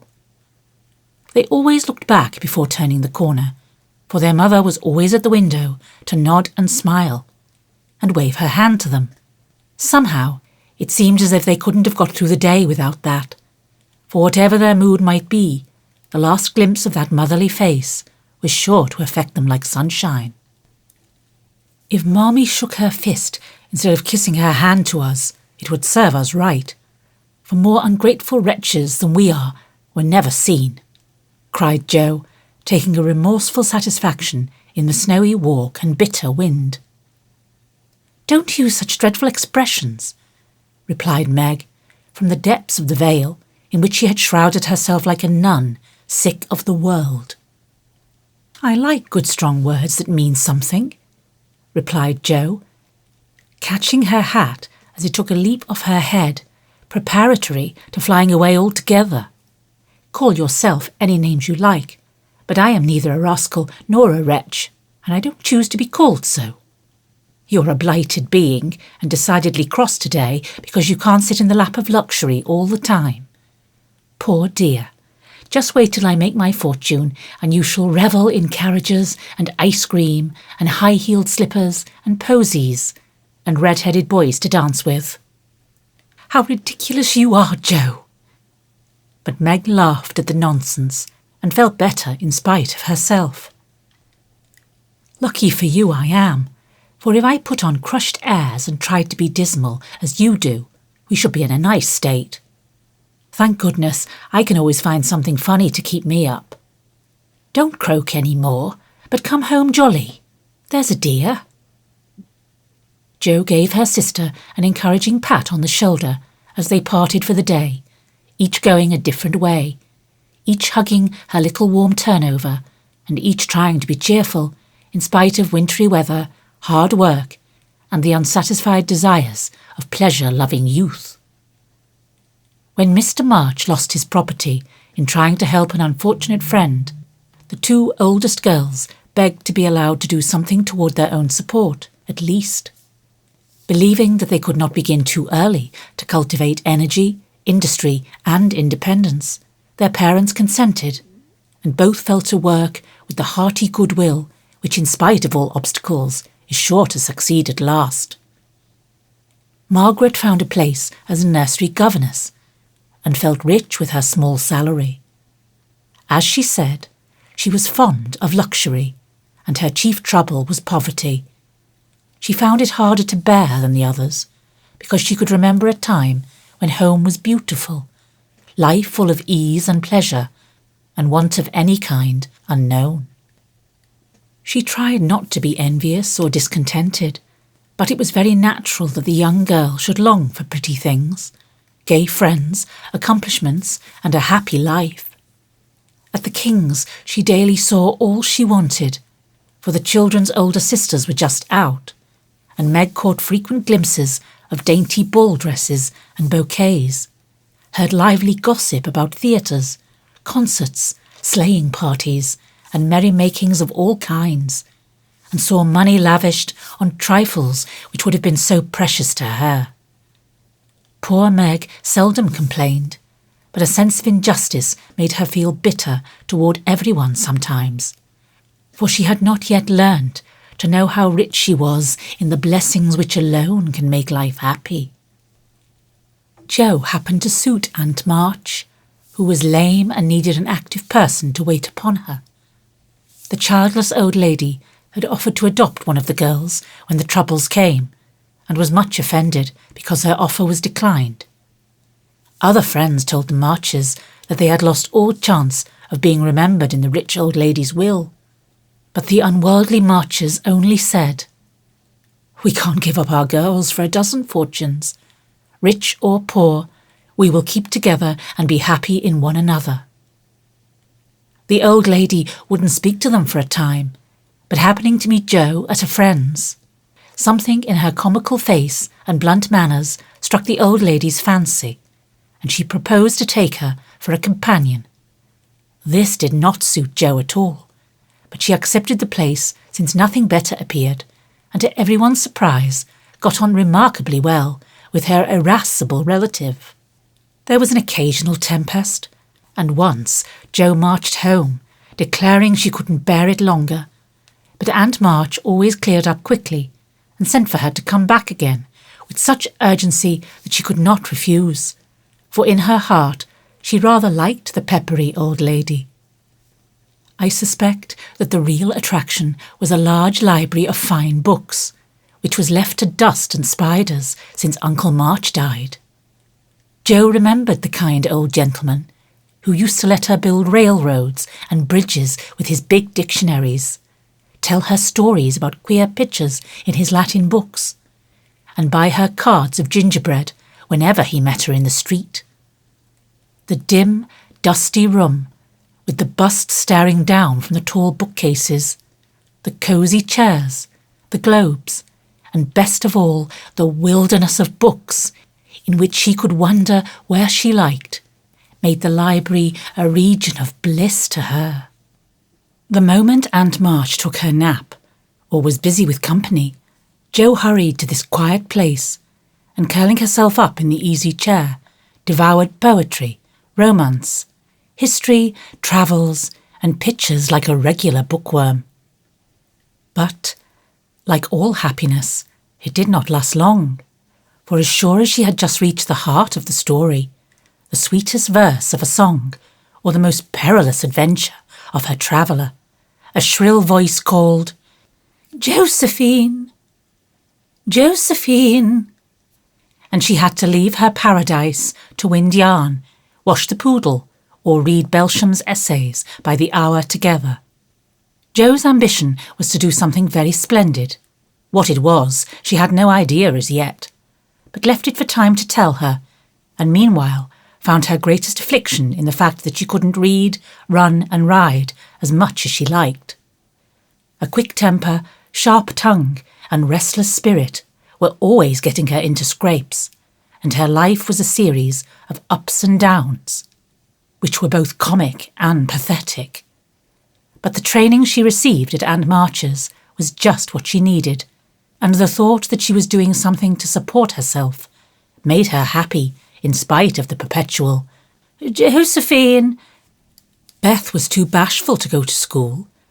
It had been tried, but she suffered so much that it was given up, and she did her lessons at home with her father.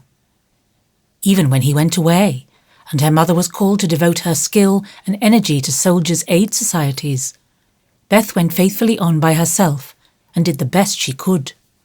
She was a housewifely little creature and helped Hannah keep home neat and comfortable for the workers, never thinking of any reward but to be loved. Long, quiet days she spent, not lonely nor idle, for her little world was peopled with imaginary friends, and she was by nature a busy bee. There were 6 dolls to be taken up and dressed every morning, for Beth was a child still and loved her pets as well as ever. Not one whole or handsome one among them. All were outcasts till Beth took them in, for when her sisters outgrew these idols, they passed to her, because Amy would have nothing old or ugly. Beth cherished them all the more tenderly for that very reason, and set up a hospital for infirm dolls. No pins were ever stuck into their cotton vitals. No harsh words or blows were ever given them. No neglect ever saddened the heart or the most repulsive, but all were fed and clothed, nursed and caressed with an affection which never failed. One forlorn fragment of Delanity had belonged to Jo, and having led a tempestuous life, was left a wreck in the rag bag, from which dreary poorhouse it was rescued by Beth and taken to her refuge.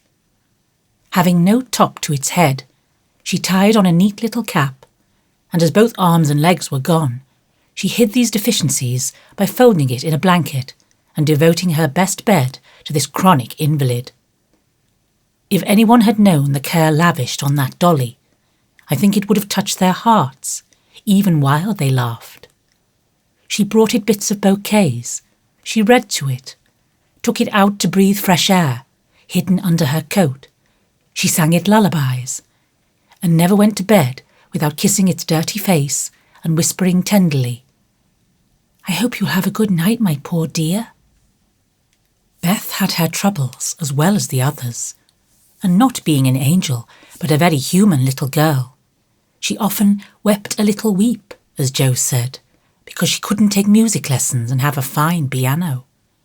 She loved music so dearly, tried so hard to learn, and practised away so patiently at the jingling old instrument that it did seem as if someone, not to hint Aunt March, ought to help her. Nobody did, however, and nobody saw Beth wipe the tears off the yellow keys that wouldn't keep in tune when she was all alone. She sang like a little lark about her work, never was too tired for Marmee and the girls, and day after day said hopefully to herself, "I know I'll get my music sometime, if I'm good."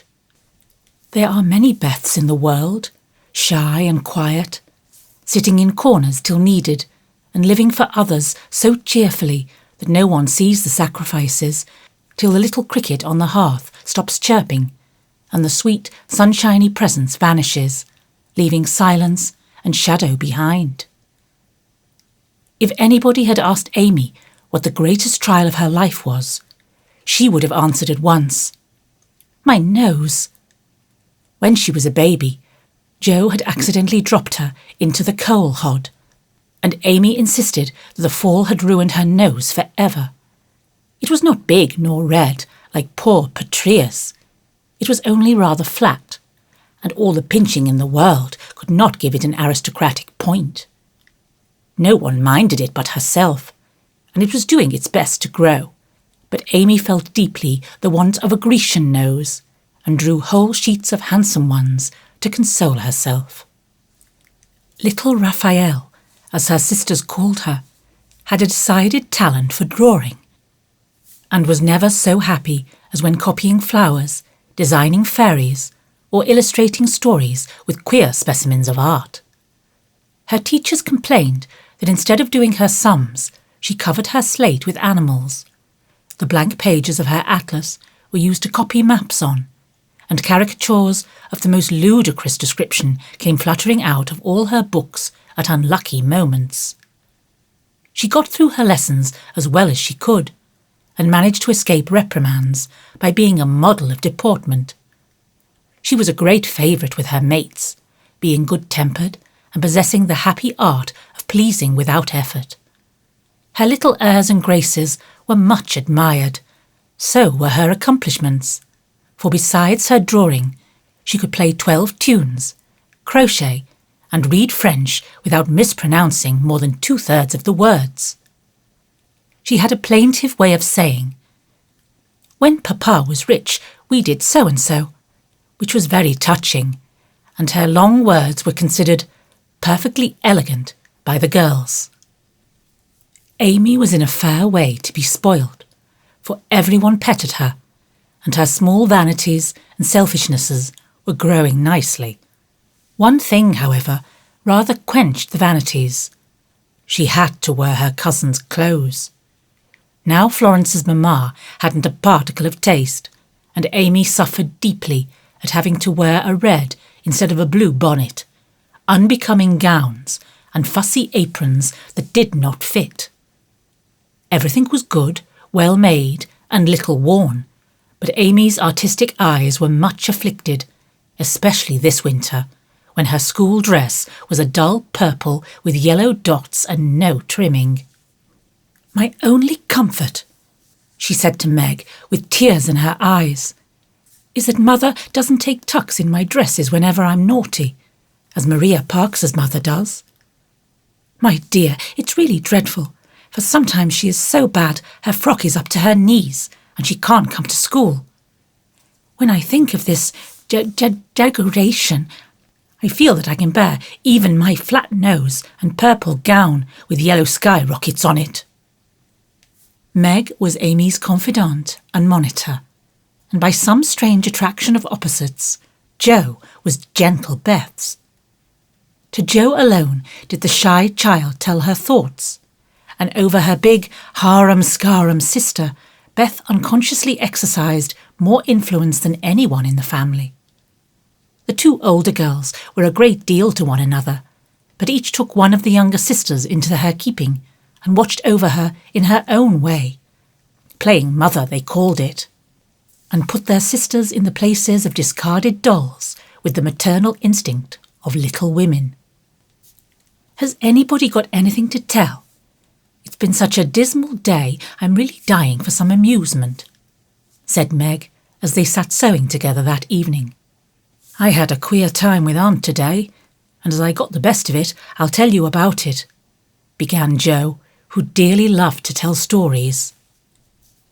"I was reading that everlasting Belsham and droning away as I always do, for Aunt soon drops off, and then I take out some nice book and read like fury till she wakes up. I actually made myself sleepy, and before she began to nod, I gave such a gape that she asked me what I meant by opening my mouth wide enough to take the whole book in at once. I wish I could and be done with it," said I, trying not to be saucy. Then she gave me a long lecture on my sins and told me to sit and think them over while she just lost herself for a moment. She never finds herself very soon, so the minute her cap began to bob like a top-heavy dahlia, I whipped the Vicar of Wakefield out of my pocket and read away, with one eye on him and one on Aunt. I just got to where they all tumbled into the water when I forgot and laughed out loud. Aunt woke up and, being more good-natured after her nap, told me to read a bit and show what frivolous work I preferred to the worthy and instructive Belsham. I did my very best, and she liked it, though she only said, "I don't understand what it's all about. Go back and begin it, child." Back I went, and made the primroses as interesting as ever I could. Once I was wicked enough to stop in a thrilling place and say meekly, "I'm afraid it tires you, Ma'am. Shan't I stop now?" She caught up her knitting, which had dropped out of her hands, gave me a sharp look through her specs, and said in her short way, "Finish the chapter, and don't be impertinent, miss." "Did she own she liked it?" asked Meg. "Oh, bless you, no." But she let old Belsham rest, and when I ran back after my gloves this afternoon, there she was, so hard at the vicar that she didn't hear me laugh as I danced a jig in the hall because of the good time coming. What a pleasant life she might have if only she chose. I don't envy her much, in spite of her money, for after all, rich people have about as many worries as poor ones, I think, added Joe. "That reminds me," said Meg, "that I've got something to tell. It isn't funny, like Joe's story, but I thought about it a good deal as I came home. At the King's today, I found everybody in a flurry, and one of the children said that her oldest brother had done something dreadful, and Papa had sent him away. I heard Mrs. King crying, and Mr. King talking very loud, and Grace and Ellen turned away their faces when they passed me, so I shouldn't see how red and swollen their eyes were. I didn't ask any questions, of course, but I felt so sorry for them and was rather glad I hadn't any wild brothers to do wicked things and disgrace the family.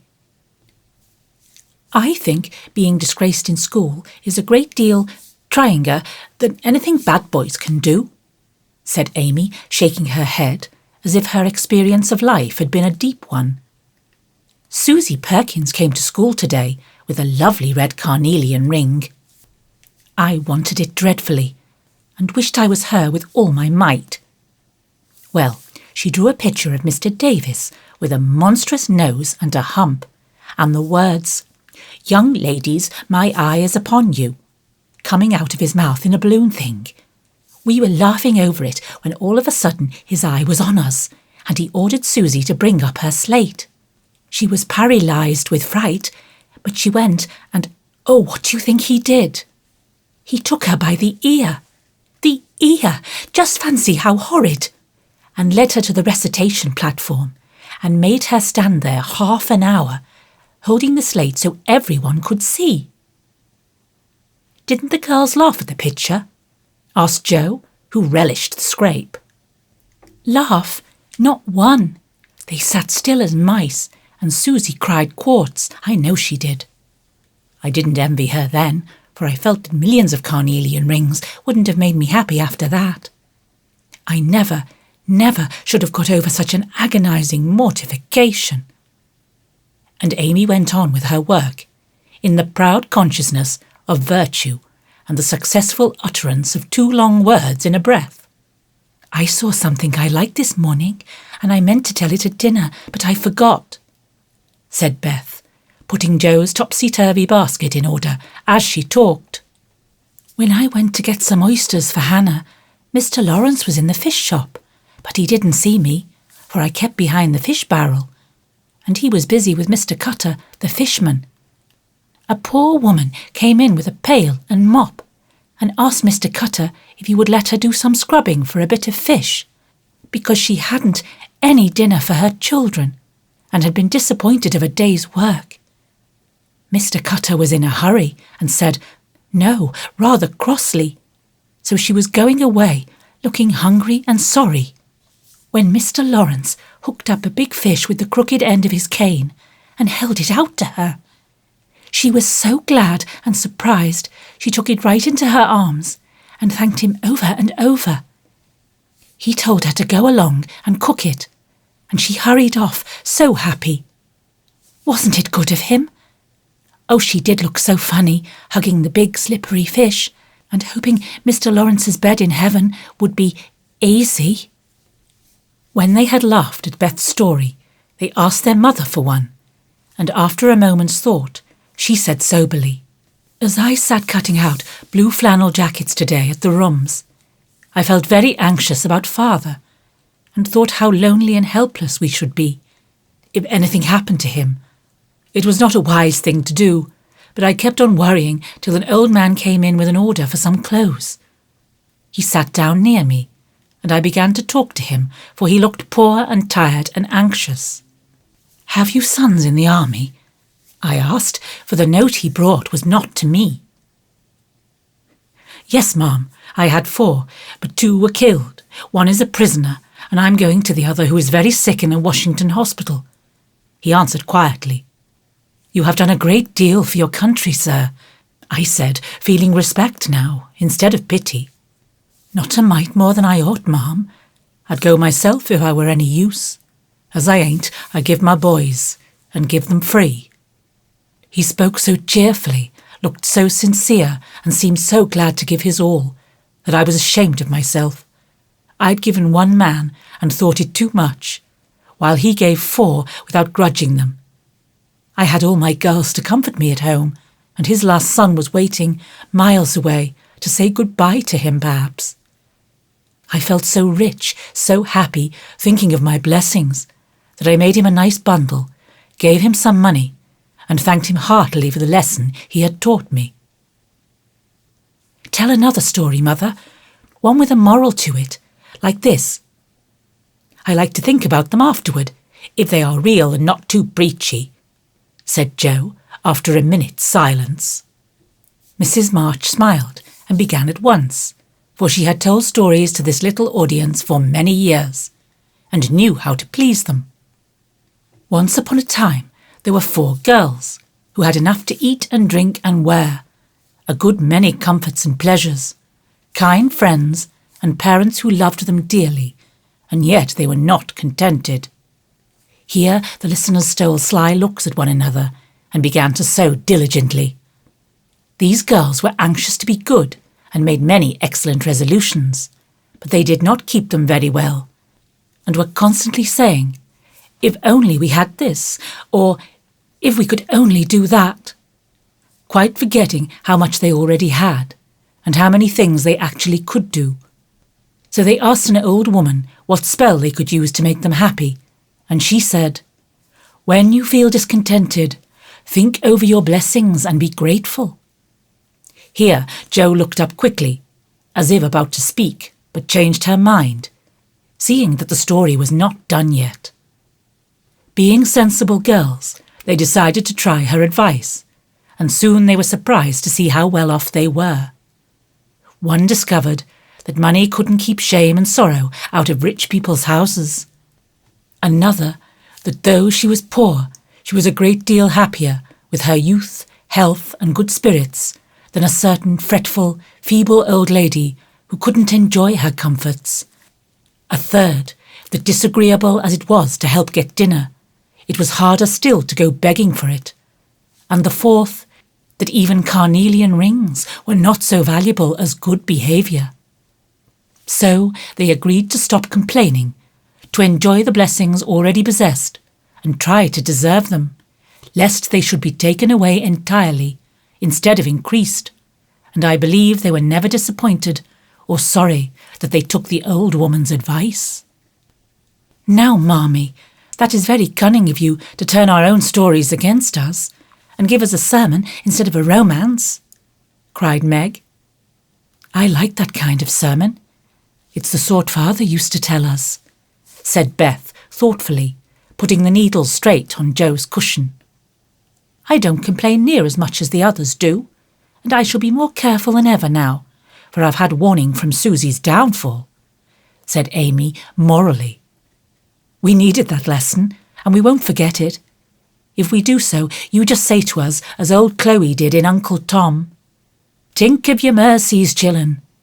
Tink of your mercies,'" added Jo, who could not for the life of her help getting a morsel of fun out of the little sermon, though she took it to heart as much as any of them.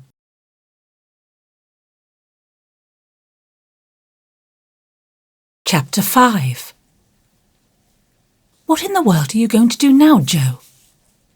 asked Meg one snowy afternoon as her sister came tramping through the hall in rubber boots, old sack and hood, with a broom in one hand and a shovel in the other. "Going out for exercise," answered Jo with a mischievous twinkle in her eyes. "I should think 2 long walks this morning would have been enough. It's cold and dull out, and I advise you to stay warm and dry by the fire, as I do," said Meg with a shiver. "Never take advice. Can't keep still all day, and not being a pussycat, I don't like to doze by the fire. I like adventures, and I'm going to find some." Meg went back to toast her feet and read Ivanhoe, and Jo began to dig paths with great energy. The snow was light, and with her broom she soon swept a path all round the garden, for Beth to walk in when the sun came out, and the invalid dolls needed air. Now the garden separated the Marchers' house from that of Mr. Lawrence. Both stood in a suburb of the city, which was still country-like, with groves and lawns, large gardens and quiet streets. A low hedge parted the 2 estates. On one side was an old brown house, looking rather bare and shabby, robbed of the vines that in summer covered its walls and the flowers which then surrounded it. On the other side was a stately stone mansion, plainly betokening every sort of comfort and luxury, from the big coach-house and well-kept grounds to the conservatory and the glimpses of lovely things one caught between the rich curtains. Yet it seemed a lonely, lifeless sort of house, for no children frolicked on the lawn, no motherly face ever smiled at the windows, and few people went in and out, except the old gentleman and his grandson.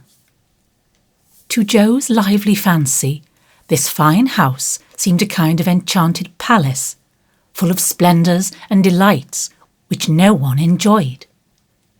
She had long wanted to behold these hidden glories, and to know the Lawrence boy, who looked as if he would like to be known, if he only knew how to begin.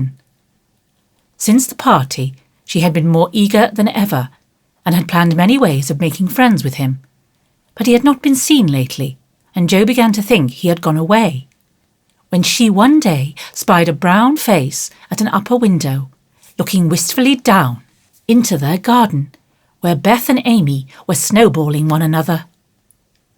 "That boy is suffering from society and fun," she said to herself.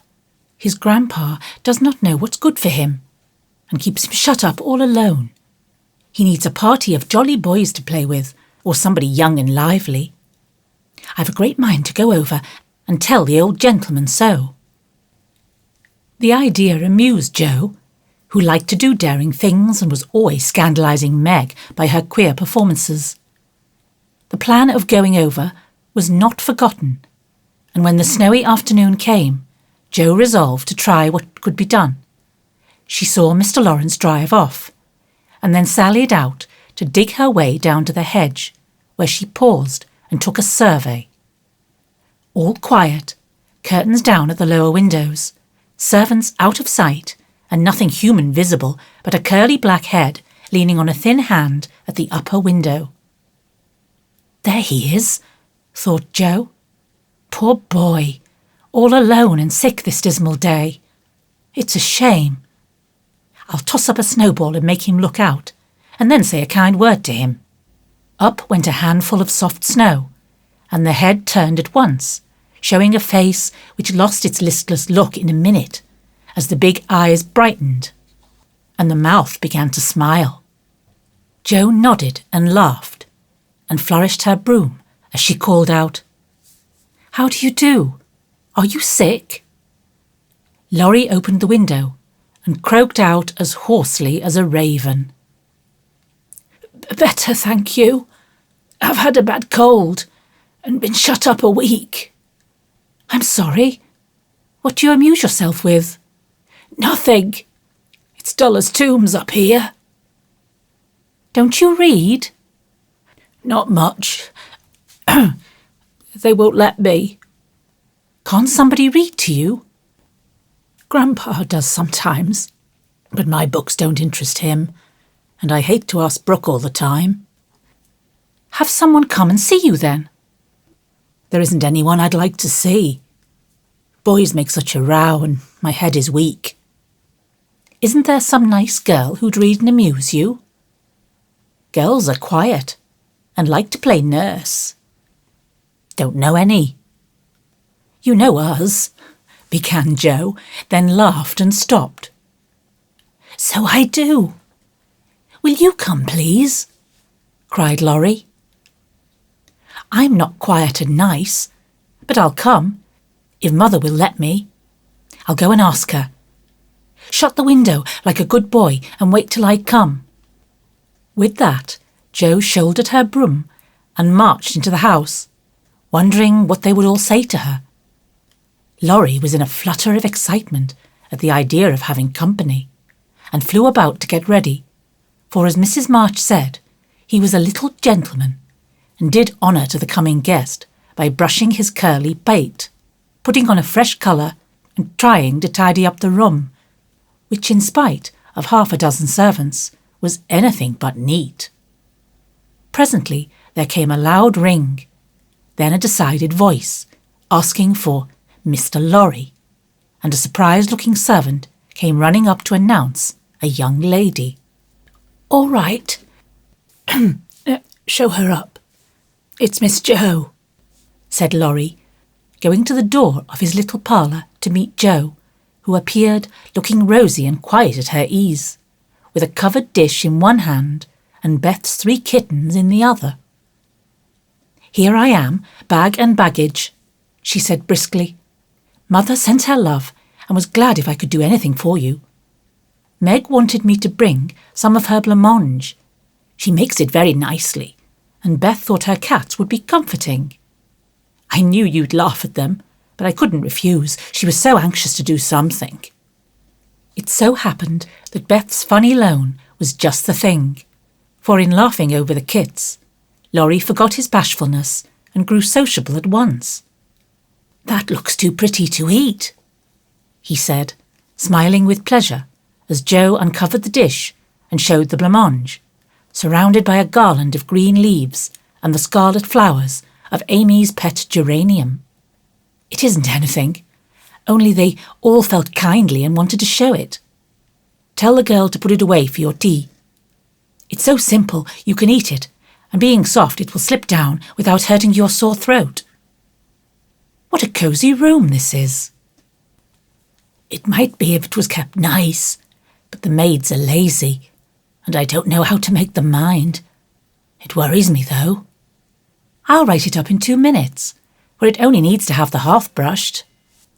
So, and the things made straight on the mantelpiece, so, and the books put here, and the bottles there, and your sofa turned from the light, and the pillows plumped up a bit.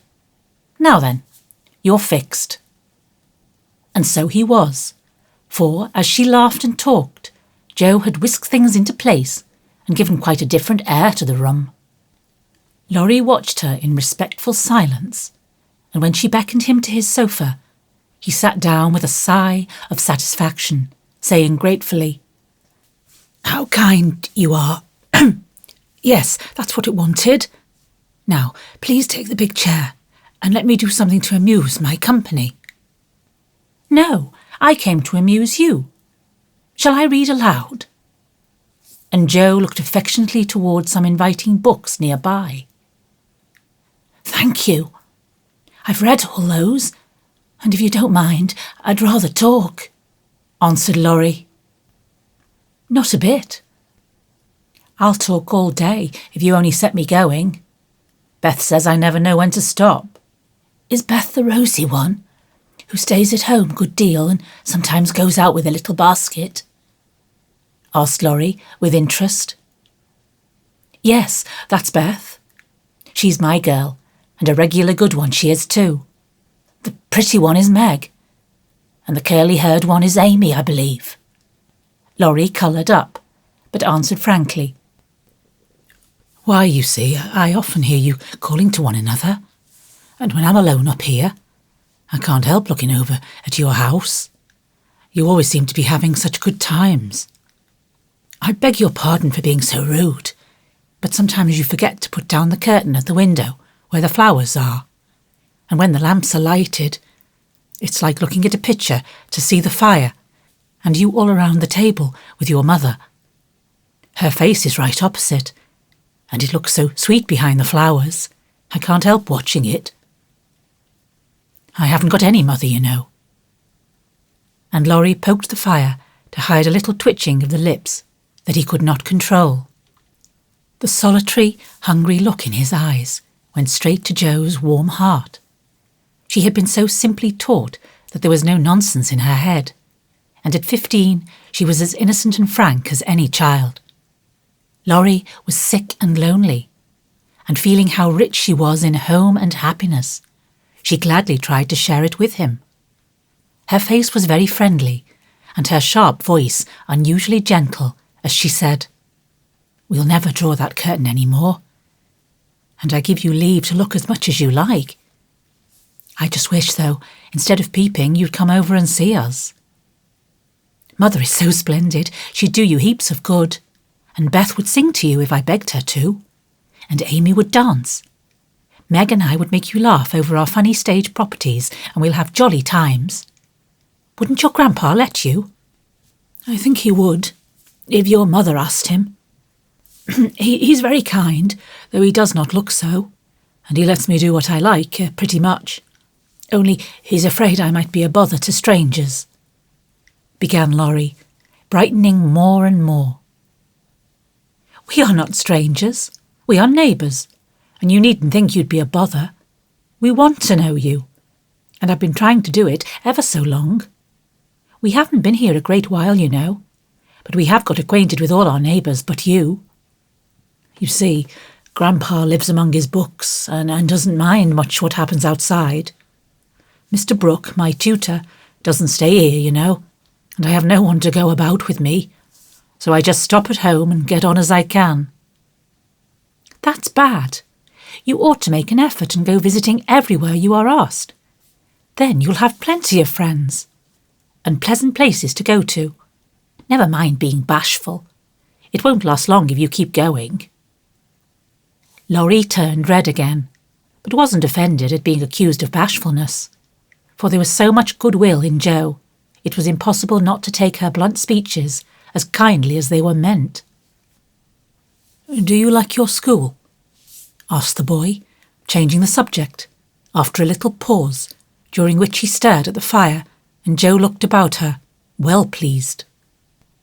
"Don't go to school. I'm a businessman. Girl, I mean. I go to wait on my great-aunt, and a dear cross old soul she is too," answered Jo. Laurie opened his mouth to ask another question, but remembering just in time that it wasn't manners to make too many inquiries into people's affairs, he shut it again and looked uncomfortable. Jo liked his good breeding and didn't mind having a laugh at Aunt March, so she gave him a lively description of the fidgety old lady, her fat poodle, the parrot that talked Spanish, and the library where she revelled. Laurie enjoyed that immensely, and when she told about the prim old gentleman who came once to woo Aunt March, and in the middle of a fine speech how Paul had tweaked his wig off to his great dismay, the boy lay back and laughed till the tears ran down his cheeks, and a maid popped her head in to see what was the matter. "Oh, that does me no end of good. Tell on, please," he said, taking his face out of the sofa cushion, red and shining with merriment. Much elated with her success, Jo did tell on, all about their plays and plans, their hopes and fears for father, and the most interesting events of the little world in which the sisters lived. Then they got to talking about books, and to Jo's delight, she found that Laurie loved them as well as she did, and had read even more than herself. "If you like them so much, come down and see ours. Grandfather is out, so you needn't be afraid," said Laurie, getting up. "I'm not afraid of anything," returned Jo, with a toss of the head. "I don't believe you are," exclaimed the boy, looking at her with much admiration